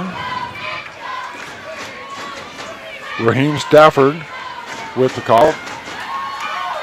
Give to Jamal Williams, and he's going to be close to the first down. I don't think he got it before he was driven back by Christian Mickey, and that might have saved the first down. Yeah, he's a half a yard short, I think, partner. I don't think they're going to measure this one. Yeah, they're not even going to measure this one. So Mitchell goes for it on 4th down and fails. So Erie will take over the ball at the Mitchell 35-yard line. And the thing is, that was a play that has generated pretty good offense for Mitchell tonight. So I can see why Coach Malloy and his staff went to that particular running play. But this time the Erie defense was able to meet the challenge. They respot the ball back at the 33.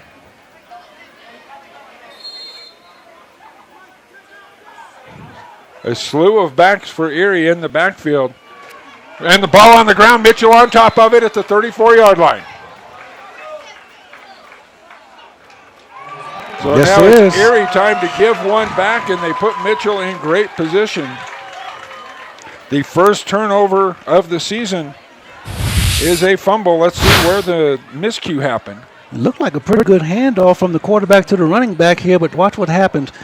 It was, but a nice hit on the football by a Marauder defender. I didn't catch the number as he went by, Looked like John Moultrie, another one of those Wasson kids that came to Palmer, put his head and shoulder into the hips of Mickey and created the fumble. Now Jamal Williams spinning through the middle. He's going to have a couple-yard pickup on the play down to the 31-yard line.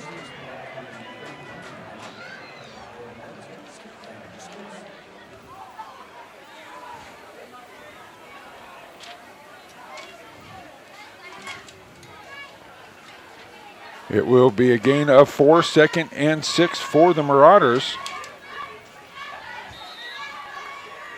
But more importantly, they start this drive on the Erie 35. T formation, Savoy in the shotgun. He will fake the give to Williams, and he will get tripped up. Short gain on the play, fell forward for, say, a half yard. In on the tackle for Erie, 51, Tristan Berringer, who's having a pretty good game on the defensive side for Erie. He is. He's been showing up a lot in the area of the ball. Gain of about half yard, not quite enough to call it 3rd and 5, so we'll call it 3rd and 6. Mitchell needs the... Check that ball on the 31. Mitchell needs the 25 for the first down. They stack 3 receivers to the right, and they're going to roll Savoy that way. Room to run for Savoy. He stops, pulls up, and makes the completion inside the 20. And the first reception of the night for Dante Russell, who let a touchdown go earlier, but Russell gathers this one in. It is a Mitchell first down, and the ball spotted at the 16-yard line. Now watch as he rolls out over here, Barry. Nice lane to throw that football, and when Russell got the ball, he turned upfield. Had he not stepped out there, might have been able to sneak into the end zone. But just a nice completion there. Mitchell's in business now. 1st and 10, the ball spotted on the 16-yard line for the Marauders. They bunched the receivers to the right, and there's going to be a motion call as the Marauders come in motion. They were bringing Preston Wilson. It's going to be encroachment against Erie. Wow. 5-yard penalty, still first down. So Mitchell down to the 11 now, 1st and 5. And it was just that little start in motion that made the Tigers jump by Preston Wilson. Same formation, bunch him to the right. Wilson comes around, and he'll take a lead position for Jamal Williams. Williams down to the 6, running hard. That should be a gain of 5, close to Mitchell first down. But they are signaling 2nd down, so just shy. Well, they may want to get the hot tub ready for Mr. Williams. He's had himself a night already, and we're only in the 3rd quarter, so got to get a few more bumps and knocks to take before the game is over, but he's done a good job tonight. Mitchell can put itself right back into this game. The defense has come up with a couple of stops. They've had the couple of stops. They had the turnover on the last drive. This would be huge for momentum for Mitchell. Big time. Pull them back within possibly 8 or 9. Look at Savoy. Savoy straight up the middle on not really even a quarterback draw. It was just a keeper. Designed to run. He's inside the 5. Looks like he's down to the 3. That is going to be another first down for Mitchell. 1st and goal. Yeah, that was a run all the way here, partner. Now watch as we roll this, guys. Watch this lane right here. See, he's got nothing but room to run in there. He gets up in there, and all he wanted to do was get that first down, so that's all he was looking for. So he wanted to find a lane, which he did, and then get ahead for that first down. Ramey and Berringer in on the tackle for the Erie Tigers. Now T formation. Williams split Savoy. Give it to Preston Williams, and Preston has to hop step. Elijah Roper, the 6-foot, 180-pound junior, got the penetration and got in on the feet of Williams to bring him down. That'll be a loss of 2, make it 2nd and 5 for the Marauders. One of the few times a true running play has not generated positive rushing yardage tonight. In fact, I'm tracking here, Barry, and I've only tracked 2 plays where they didn't get a positive run. 5:22 left to go in the third period. Both teams have had a possession here in the second half. Mitchell turned it over on downs and then got it right back on a fumble. Pitch to Jamal Williams, and he is going to be swarmed in. Great sweeping penetration by the Erie defense, and that is going to be a loss of 3. Tackle for Erie is Jesse Tallman, the 6'2 junior. Leading that charge, pushing the left side. There you see Tallman, the only returning interior lineman from last year's 7-3 team in the regular season who went to Rifle and got shut out, shall we say. Got shot. Yeah, got shot by Rifle 42-0 in the first round of the playoffs. Rifle going in, I believe, lost to, was it Silver Creek in the 3A final? I do not remember. I looked it up, wrote it down, don't remember where I wrote it down. It's tough getting old. Yeah, cool. I can't remember 10 minutes ago. 3rd and 7 for the Marauders. Fake the pitch. Savoy looking over the middle, and this one's going to be intercepted. Intercepted by Christian Mickey in the end zone. Mickey able to bring it out. They get him at the 1-yard line, so that's where Erie will start.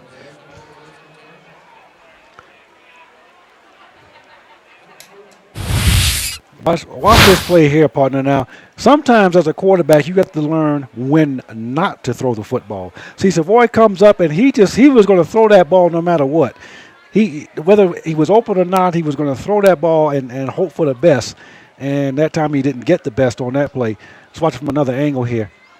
See, now watch when Savoy drops back. He's going to fake the pitch, and he's going to turn and throw. The problem is, if the linebackers on the weak side don't take the fake, which they shouldn't, by the way, and you throw that pass blind like that, the result is probably going to be an interception. Backed up to the 1-yard line. Just keeping it on the ground straight up the middle is Erie. Slugs it out for a gain of 1. It'll bring 2nd and 9. So Mitchell snuffed by an interception deep in Erie territory for the second time tonight. Now it's up to the defense to get a stop and put them back in good field position, or better yet, get a turnover themselves inside the 3. Tristan Lyle under center now. Give it to Ramey, and Joey Ramey out across the 10. That'll be a first down for Erie as he carries it out to the 15-yard line. And we have got one of the Erie Tigers down holding his knee. That is Jesse Tallman, the junior. And they are calling the Erie coaches out as Tallman is rolling around in pain. This is the big guy that we were talking about earlier, partner. Yeah, let's see. And the sad part is he comes into the play late, trying to help out late, and then gets run into the side. There he is on the right side of your screen. Big guy right there, right here. Look, there. He's getting too fast for me. Okay, now. Let's watch this guy right here, folks. Right there. Whoops, there he is. 58. Now watch how late he is to the play here. And his own man looks like it might have been that rolled up on him. This guy right here might have rolled up on his leg. Looks like it might have been Elijah Roper. They were just in there trying to push the pile. And there's the big fella there on the ground. And that would be catastrophic, losing Jesse Tallman, the only returning interior lineman for the Tigers, as he is down on the ground. He does not look like he's in a lot of comfort right now either. Does not look good. Well, Mitchell had to replace TJ Conklin with Andre Savoy at the 2:27 mark at the end of in the second quarter.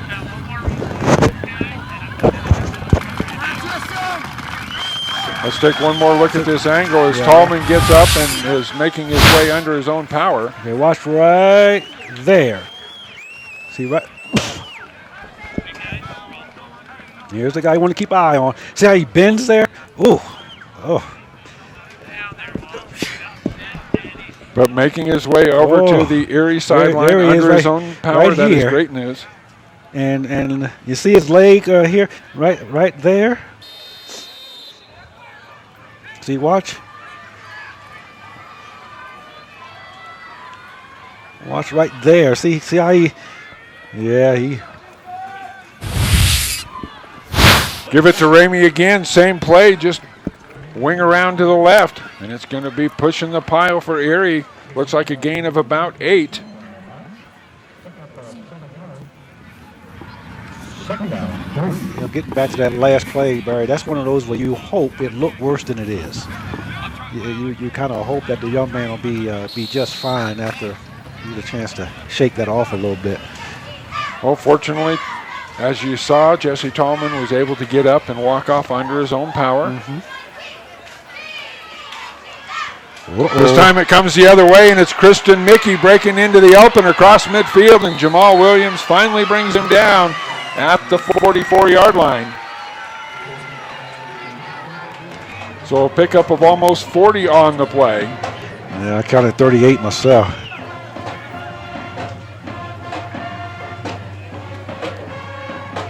He got a head of steam on this play, Barry, because he was able to get through the line and no one touched him. And now watch as he goes, just building up a head of steam, getting upfield. And now you got Mitchell defenders trying to bring 21 down, looking from behind and not from the front. That's not a good position to be in defensively. Ramey left, Mickey to the right. This is Ramey to the left again. Ramey breaking through a tackle, pushing through the tackle for the Marauders. Made by Micaiah Heaslip Johnson. Heaslip Johnson, the 5'9", 180-pound senior Marauder. But it is a gain of 5, 2nd and 5. Make a point here after this play, partner. Roper is in the fullback position. Bring it around this time. New back in is B.J. Jensen. Jensen ahead for the first down, trying to change sides of the field, goes down at the 29. So that is a gain of nearly 10. I sure would like to have a pipeline into the Elias Sports Bureau, partner. I'd like to know how many times a team starts on their 1-yard line and then they're able to generate drives like Erie is generating right now. Happens a little more frequently than I think than people realize. This is Jensen again. This time he cuts it back and finds the open seam, and he'll find the end zone. Touchdown Erie, 1:18 to go in the third. And B.J. Jensen, the 5'8", 165-pound junior, last year, 62 carries, 249 yards, 5 touchdowns, all on the ground. He picks up his first one here tonight. Well, you can see why that young man had some touchdowns last year, because he's got some pretty good speed. Once he got past that line, Mitchell defense is a pretty fast defense, and they didn't have a prayer of catching up to him after he built up a head of steam.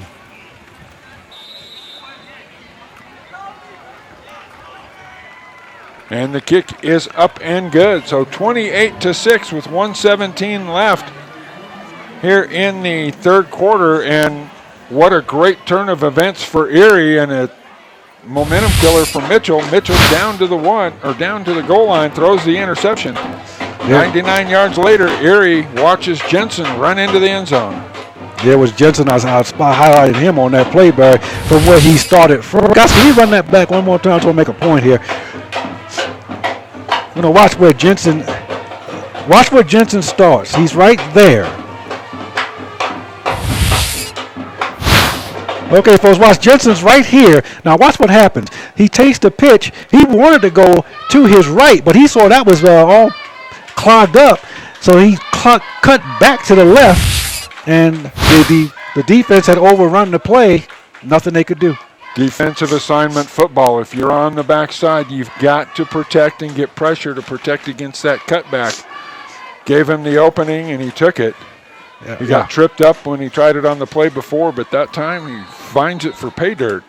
And that's why it's so important to have defensive discipline, partner, because a lot of times people will see that play developing going to the right, and the guy will crash down from the left, but you're not going to be on that tackle anyway, as it's going to be out of bounds. Ramey with the kickoff, and the angle kick goes out of bounds. So Mitchell will take over at the 35-yard line.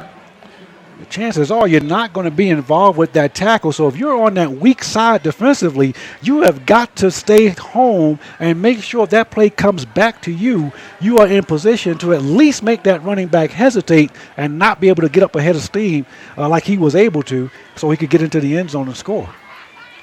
You've been trying to track in motion the stats on today's game. What do we got? What are we showing for Erie in total yards? And I'll call that up here in a second, partner, and I'll see if we can figure that out. New thing we're trying here. A new app from maxpreps.com on my partner's iPad. We're still playing with the bugs on that. Well, I got Vicky with 93 yards, Jensen 41, and Ramey with 81 yards. So that's over 200 yards in rushing for this Erie team tonight. Savoy loses his helmet well behind the play after the give off to Williams, and Williams is going to lose a yard when his quarterback loses his helmet. And he's have to come out for one play, partner, this year. There's a new rule in high school. If that helmet comes off, you have to sit out that the next play. Adam Loeffler with the tackle on the play. We have an injury to Erie as well. Elijah Roper, the 6-foot junior, still down on the ground. See on the replay if we can pick up where that happened. Let's see. And where is that young man at? Comes in underneath. He's reaching on the back side, and then the pile pushes right back on top of him, unfortunately, it looks like. Mm-hmm. Well, I'm not sure I see what happened. The only thing I do know is that he is down on the ground. Oh, there. Well, this may be him here, underneath all this stuff here, right there. Let's see if that's him. And okay, let's roll that forward, guys.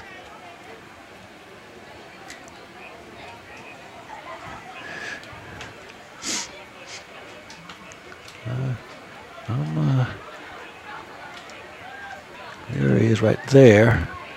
So let's see what happened to him.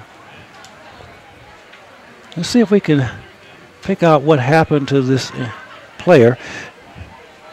I'm trying to see where the injury came in. Here is the young man right there that's going to be injured. Right here is the young man that we're looking at. So let's stay with him and let's see how his feet look here, Barry. There he is again. He's still up top. He's still up top. Still up top. Watch the ankles down there. That's his feet. There, 52 just fell on his ankle. That's where the injury happened. But again, good news. Up and getting a little bit of help, but up is Elijah Roper, the junior. Week one action, despite a 22-point lead for Erie, still a highly contested contest. Oh, pretty good football game, partner. If Mitchell didn't put the ball on the ground a couple of times and then throw that interception down on the 1 yard line down here, we got us a tight ball game. A pretty good, interesting game. Give off to Jamal Williams. Able to escape one in the backfield, but unable to get around the second.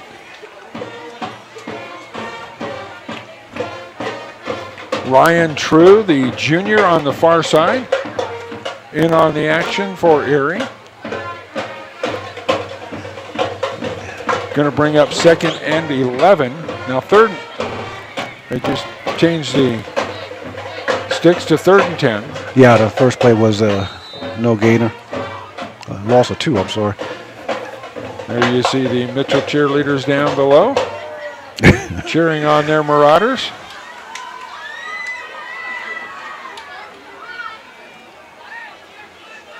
I haven't seen that brown fur Marauder running around the sideline. A little warm tonight. I don't think that the Marauder wanted to come out. He might be still in hibernation, waiting for a little cooler weather to get here.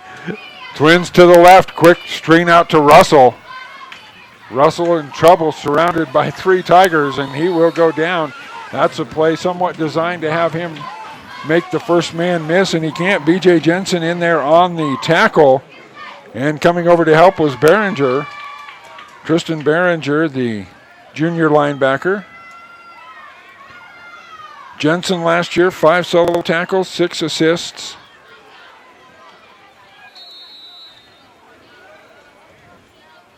And now Christian Mickey backing up to receive this punt from Mitchell. And good news for Mitchell, back on the field after being hurt early in the first or late in the first half is Gabe Gleaton, and he'll be in punt formation for the Marauders. See if he can get this off and how that leg feels. A short punt. Let's get a Mitchell roll out of it, hopefully. It's going to bounce and be picked up on the bounce by Mickey. And at the end of the third quarter, Mickey is bringing it out to the 48 where he is stopped. So that is where Erie will start it as we get ready to start the final chapter here in week number 1. Another chance to thank Louie and all the fine folks at Louie's Pizza for providing dinner to the staff and student volunteers this evening, as they do every week during the football season. We invite you to check out Louie's Straight A program, rewarding your student for their academic success. 5 locations, great food, and a very valued community member. Thank you to Louie and all the staff over at Louie's Pizza for all you do for the staff and students of School District 11. Now back towards the end of the first half, TJ Conklin suffered the rib injury my partner talked about a few minutes ago, replaced by Savoy, Andre Savoy. Now Savoy back in at quarterback. We got a chance to talk to Coach Malloy about that switch initially from Savoy to Conklin. And let's hear the coach's thoughts on the 2 young men that have been his quarterback this year.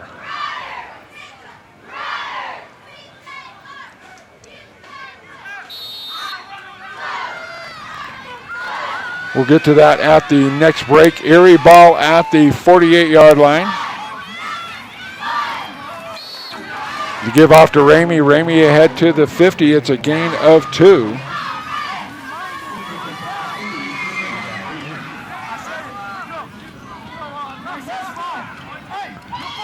Erie with the ball, second. Andre Savoy is one of the best athletes in the city of Colorado Springs. He stepped up last year and played the position of quarterback for us and played it very well and played it at a very high level. He's also a very skilled defensive player in that sort too. TJ Conklin brings just a pure quarterback ability where he can run. He does some great things as far as pocket presence goes and getting the ball downfield. And that allows us to spread Andre out some more and put the ball in his hands in different areas of the field to utilize that skill set that he does have.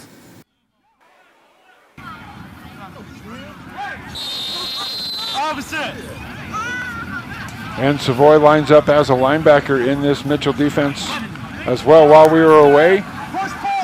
Gain of 15 for Erie down to the 35-yard line. 11 minutes to go, fourth quarter, 28-6 in favor of the Erie Tigers. Give off to Mickey, and Mickey breaks through a tackle, and he's running right up the middle. Tim Allen with the tackle inside the 15. Flag flies late. There was a Tiger down trying to help block, or is it a face mask on the Marauders? It could be either one. Let's see.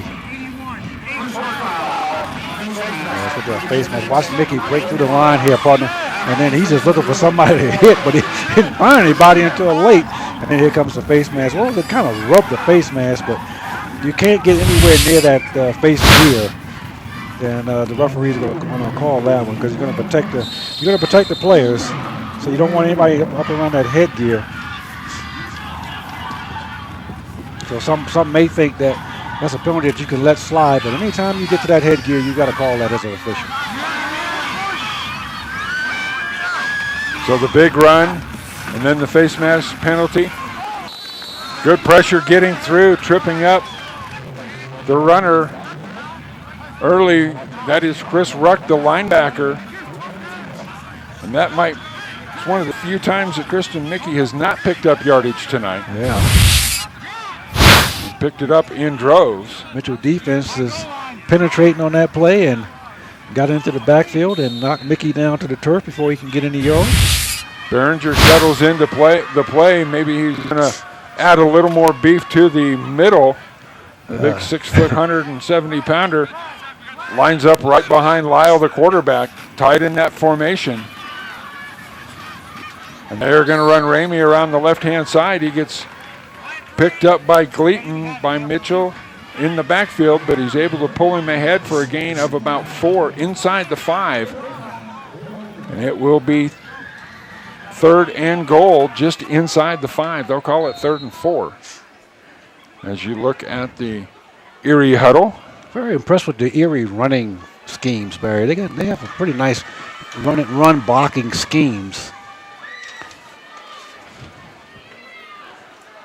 And this time it'll be the wing around to the right, Christian Mickey into the end zone for the touchdown to make it 34-6 in favor.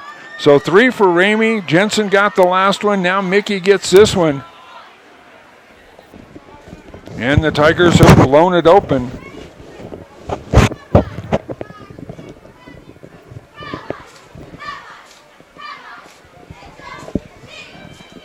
Waiting on the extra point. Tobias Campbell going to have to ice the leg down. Low kick, but it is up and over the crossbar just enough. So after his first kick was kind of ugly by Campbell, the second 3 were good, strong kicks. That one, a low liner that just got over the wall. Barely. Almost found out if he could hit the lower up crossbar. Well, the next 2 weeks, Erie is slated to be at home. But with the rains we've had here in the Pikes Peak region, they've had the same kind of rains way up north of Denver. Their running track was destroyed. Their football field was flooded over. They are still trying to clean it up. They may need their field replaced. Let's watch this touchdown real quick, partner. Watch it just spin, pitch the ball back, and just a nice hole to run into because the offensive line was just moving the Marauder defenders back. But you were making a point about their fields getting soaked.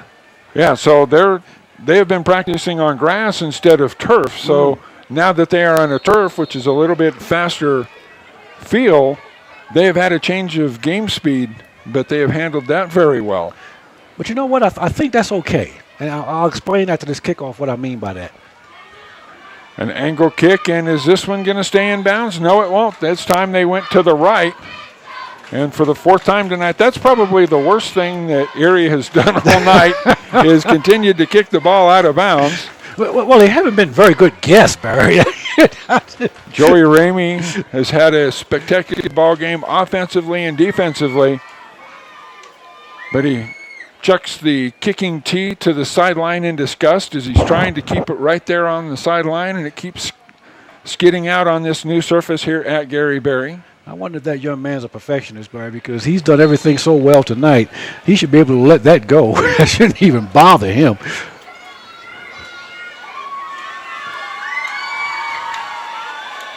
Quick pass out to Russell, hits him in the hands and falls incomplete. Ryan True was the defender on this side. It'll be 2nd and 10. Sometimes a receiver can hear footsteps on these slants, Barry, and especially when they got their ribs exposed. So watch as he goes up for this ball. See how his ribs are exposed? And most receivers will come down with those arms real fast because it takes just one time to get the wind knocked out of you on one of those hits, and you don't stay up too with those arms up too long too often. These Erie Tigers, an impressive showing in week 1, have made the playoffs 6 of the last 9 years. Give off to Williams, and that defense for Erie is on top of it. Held their ground, pushing the ball carrier back. Leading that one was Tristan Behringer. Yeah, they're smelling blood. The Erie defense is smelling blood right now. Another equipment problem is, who is that? Preston Williams coming off with the helmet? Yeah. Yes, number 4, Preston Williams. But the tennis season, we mentioned the football field and the track being destroyed. It also destroyed the tennis courts. So they will spend their home tennis matches at Frederick High School this year. Wow. I don't know where their first downs are, but they amassed 19 first downs last year against Mitchell in the contest. I can check that Probably for you. Pretty close to that tonight, as they have.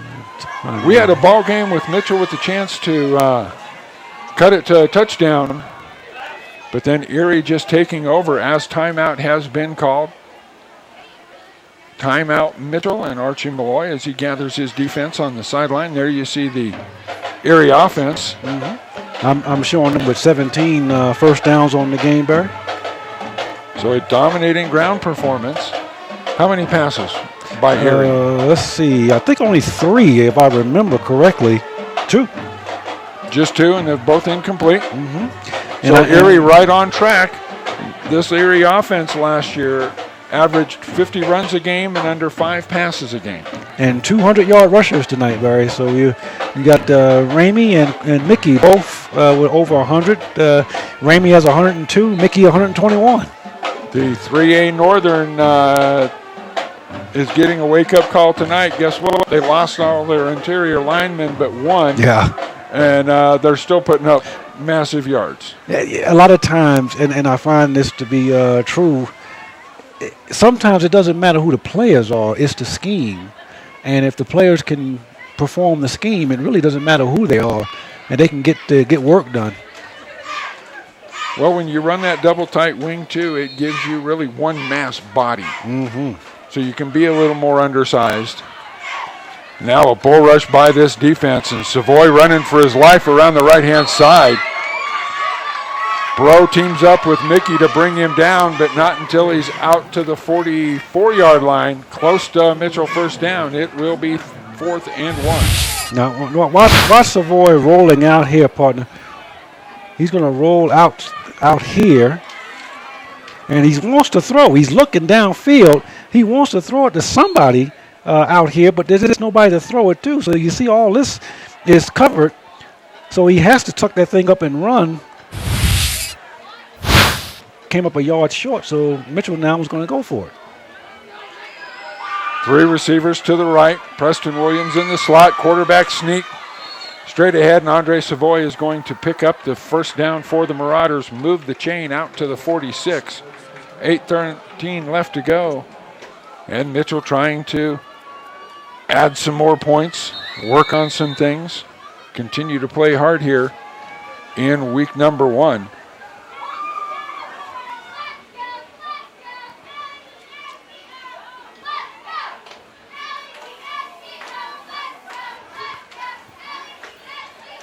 Two receivers to the left of the formation in the shotgun. Savoy with the keeper on the left-hand side. He'll be ahead for a gain of 2 before he is brought down by Wes Bro and company. Tristan Behringer once again in there. And that may be my favorite name on the entire Erie roster. Tristan Behringer? No, Wes Bro. Oh, Wes Bro, okay. The 6'1", 205-pound sophomore. He was 9th in tackles with 17 solo tackles and 10 assists as a freshman last year. Oh, boy. He put in some work, didn't he? Having a good game tonight as one of the outside linebackers. Now he will be down in the stance at the bottom of your screen, number 44. And they run right where he pushed to the outside. Preston Williams with a big carry. Colton Brink brings him down, but not until after a first down. And a first down. Watch Preston Williams here. Once he gets outside here, he's got a lot of room to run. And then young man made a pretty good tackle on that. First down, Mitchell at the 42 of Erie. 6:54 left to go. Give off to Jamal Williams on the left-hand side. Good gain, picking up 3 before Behringer picks him up and drops him. It will be 2nd and 7 for the Marauders. Just watch this run and play again. Now, the Erie defense this time, Barry, was up to the challenge. Watch them fill in the hole here. One gets them high, one gets them low, and one comes in to help clean up.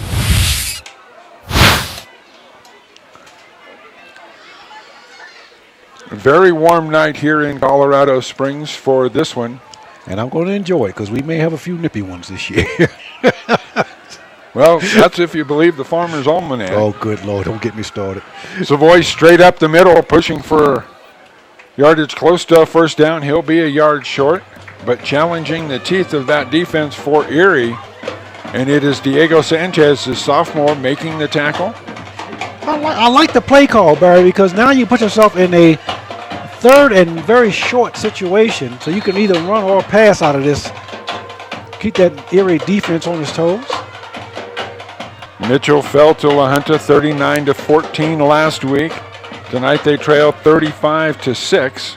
And we've got motion on the left side of the Mitchell line, and that will back them up 5. So all that good work that was done on that last play gets negated by dead ball, false start, number 56 offense, 5-yard penalty, still third down. Got to hold your water on that offensive line. That's the old expression that we use in football. Hold your water means don't jump offside or move before the snap count. Savoy under center. Williams off the left-hand side. He'll be brought down again by Sanchez. Short gain down to the 35. Call it a pickup of 4, where it will be 4th and 3 for the Marauders. And Andre Savoy looking for the call from his head coach. And Mitchell leaves the offense on the field. Yeah, at this point in the game, Barry, with 5 minutes left and you're trailing by 29, you go ahead and leave your offense out there. TJ Johnson will ferry the play in from the sidelines. And then he and Russell will split to the left-hand side. I would be surprised if this was a pass. Jamal Williams, delayed handoff off the left-hand side and a big hole inside the 25, down to the 23, and a Mitchell first down. So they convert the 4th and 3, pick up about 13. They'll have 1st and 10 from the 23. Now the reason I said I'd be surprised if this was a pass, Barry, is because watch when he comes out here, he's coming out here to fake the ball, and now all this is opened up for him to just run up there and get that first down. Shift one way, come back the other way. Watch when Mitchell started that play, they started going right, and then they come back to the left to get that first down. This is Jamal Williams to the right and going nowhere. There is Westbro in on the tackle. Give the assist to number 52, who is Adam Loeffler, 6'1", 170-pound sophomore. This Erie team, if they can duplicate last season, and we have a timeout called by Archie Malloy, that is his second here in the half, and it comes with 3:47 left on the clock. But if Erie puts together another 7-3 kind of season this year, they're still young enough. They got enough coming back. They're going to be dangerous in that 3A Northern League and the 3A levels of the state for many years to come. Talked about Mitchell's offense. In practice when I was over there the other day, I saw some things differently running out of the T instead of the Mitchell I. But we have seen a lot more of the Mitchell I here lately, and it's been successful. But talk to Archie Malloy about maybe tweaking the offense a little bit in going into his second decade as a Mitchell head coach.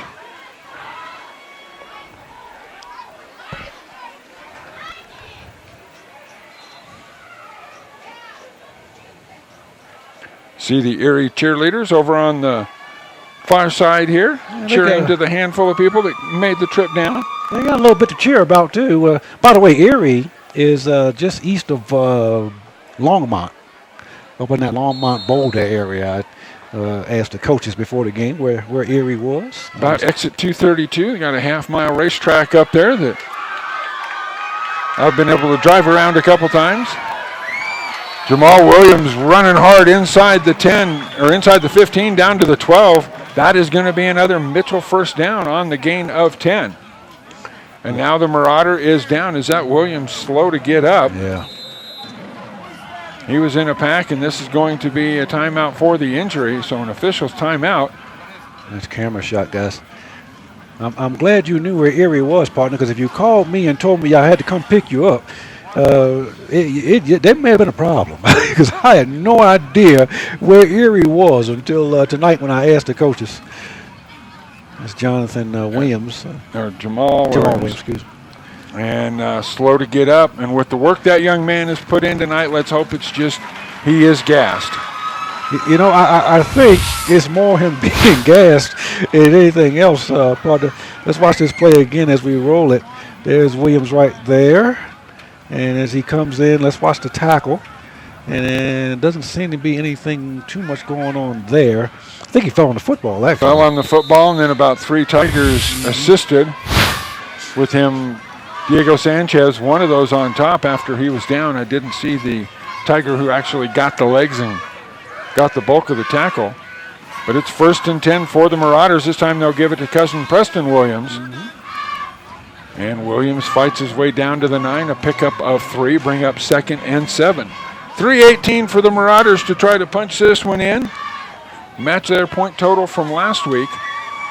And despite the way that Erie has handled the Marauders here tonight, especially here in the second half, Mitchell is showing some things that some teams on their schedule are going to have to look out for. Well, indeed, you're right, because you look at the score, Barry. This is one of those. Now, let me get into that after this play. I want to make sure I make this point. Savoy coming up under center. 2 receivers to the left. Good news, Jamal Williams back in there, spins his way, fighting, reaches the ball out close to the 5-yard line. That'll be a gain of 3.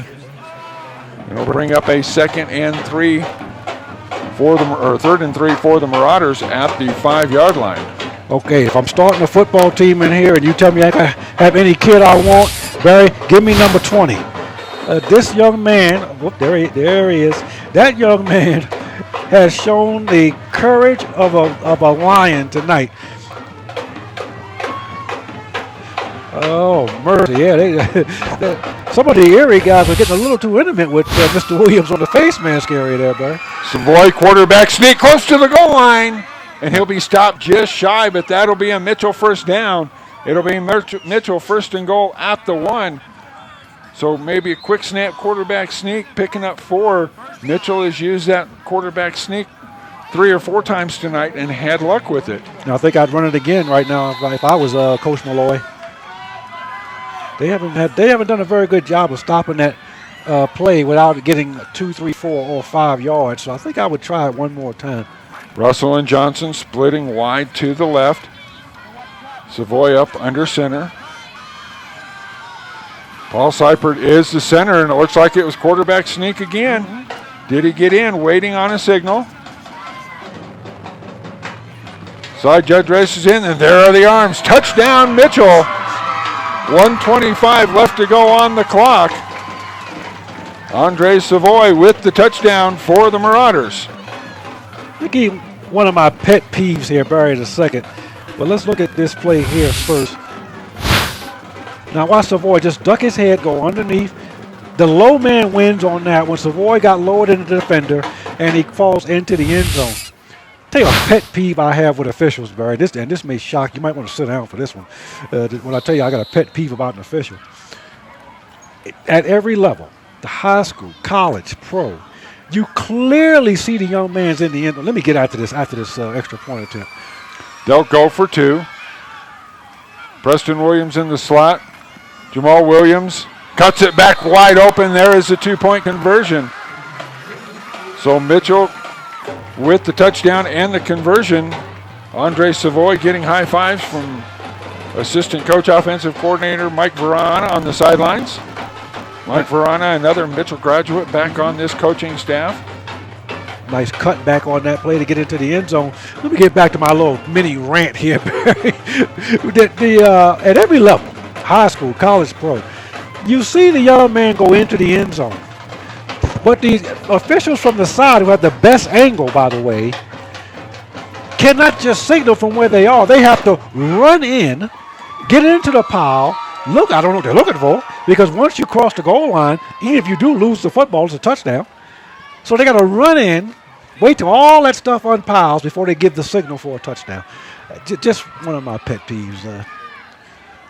Well, I'm going to go markedly easier on the officials this year. And I was given a book to study by George Demetrio, and I got through it, and I took my first test and got a round 69.4. on the first chapter test. Well, let me tell you, George will sneak a Mickey test in on you, okay? So don't feel too bad. Deep kick down into the corner, taken by Mickey at the 10.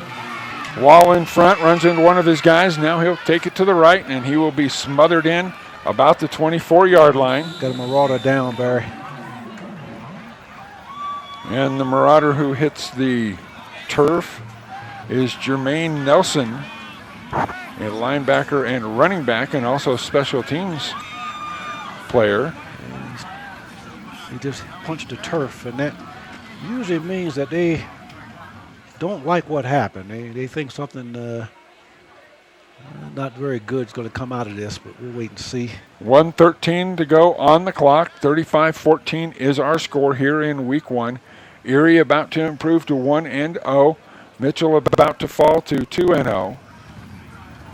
But more importantly, the condition down on the turf of Jermaine Nelson of the Mitchell Marauders. And I didn't see on the live shot what happened to him, so I'm not sure how the injury occurred, but this is a good sign. He's going to get up. Getting helped up gingerly on an ankle. Puts an arm around coach and trainer. Able to put a little more weight on it as he comes off, which is another good sign. Not to say there's nothing wrong with the ankle, but the more weight you can put on it as you come to the sideline, normally the better the injury is going to be. Injuries and turnovers, the story for Mitchell tonight. TJ Conklin out as the Mitchell quarterback, 2:27 to go in the first half. 2 of the first 4 possessions for Mitchell ending in turnovers. They lost Justin Paul, the offensive lineman, earlier down on the goal line. Tristan Lyle rolls out to the right under pressure. Now catches a lane and out across the 35. He'll be run out of bounds about the 38-yard line. So pick up on the play of 15 and a first down for the Tigers as we approach the 1 minute mark. And watch this, Barry. He's just going to roll out. I don't think he really had any intention of throwing this football at all, unless it was a short pass. But then he decided, I'm just going to tuck it now, and I'll just run and see what I can get out of this thing, and picks up a first down. Time out here. Get back to what I was mentioning earlier, Barry, about sometimes you see a score, and you see 35-14, and you'll say, hey, here we put it on Mitchell. It really didn't feel like that kind of game to me tonight. It felt like Mitchell was in this football game because they were able to drive the ball. They were able to generate offense. To me, the kind of game that you're talking about, 35-14, is when the other team can't do anything productive, or they just can't get out of their own way. Mitchell had a chance tonight because they were able to sustain some drives. They just could not finish the job. Well, it was Erie 21-6 at the half. Mitchell got the ball at their 35 after the kick went out of bounds. They turned it over on downs. Next play, Erie was on its own 33. They fumbled it. Mitchell gets on top of it. Yep.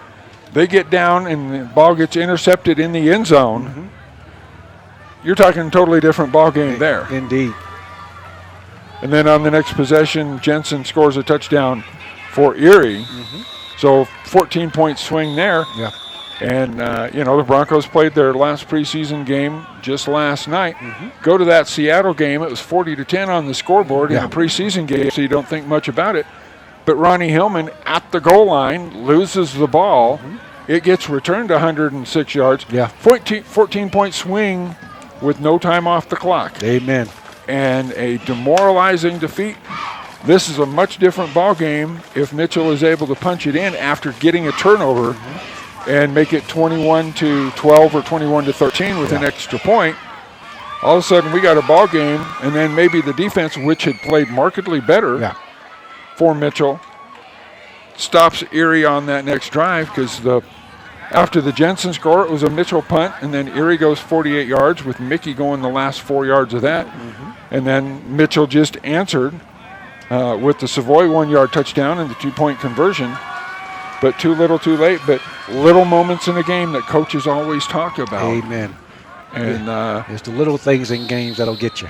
Mitchell a chance to pull it into single digits and gain some momentum. And that's going to be a false start on Erie. Trevor David is in at the wingback position right now, and Chance Schoenbeck, the 135-pound sophomore quarterback, in now running this offense as Larry Gartrell has emptied his bench. Yeah, you give the young guys a couple snaps, give them a little game action, maybe meet them down the road. And with the same run, Trevor David with the carry, the 5'10" freshman, 155 pounds. Quickly to the line is Erie, inside of 30 seconds.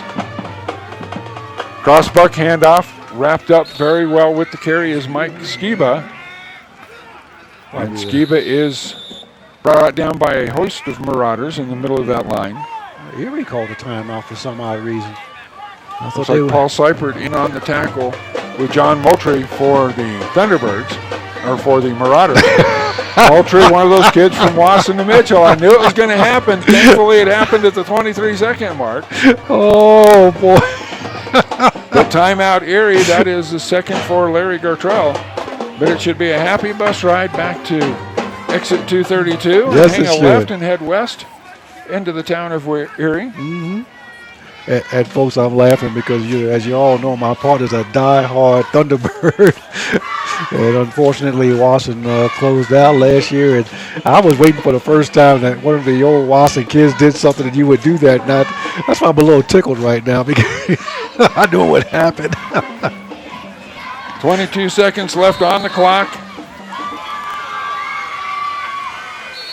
Oh, boy. And Mitchell jumps offsides. Shooting through there for the Marauders.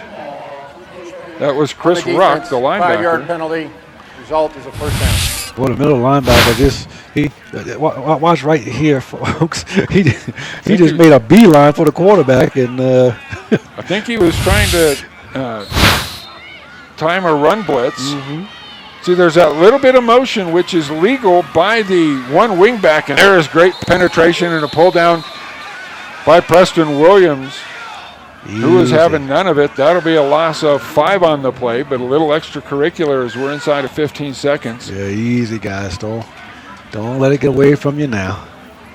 But Erie starts that one side wing in motion. Mm-hmm. That's going to do it, partner. And that is the end of the ball game here in week number 1. And it is the Erie Tigers 35, the Mitchell Marauders 14. Erie 1-0 on the season. Mitchell drops to 0-2 as the teams make their way up the midfield stripe. The officials heading for the locker room. Next week we have the Cheyenne Mountain Indians taking on the Palmer Terrors. Homecoming for Palmer. Homecoming early for Palmer. So we invite you to tune in there. Remember, the pregame show starts at 6:45. Next week, host DJ Stanek, one of the Palmer Terror students, give us an insight on the matchup between the Indians and the Terrors. And then the week after that, we will see these Mitchell Marauders. Hopefully they will be healthy and much improved team. Mm-hmm. For my partner, Walter Johnson, for Elizabeth Taravella and Robert Griego, and all of the students volunteering behind the scenes on the technical side, running camera, working replays in the truck. For my partner, Walter Johnson, I am Barry Reed. Have a great night, everybody. We hope you enjoyed it. 3 ways to order coming up at the end of the credits. From Gary Berry Stadium, it's the Tigers over the Marauders. Have a good night.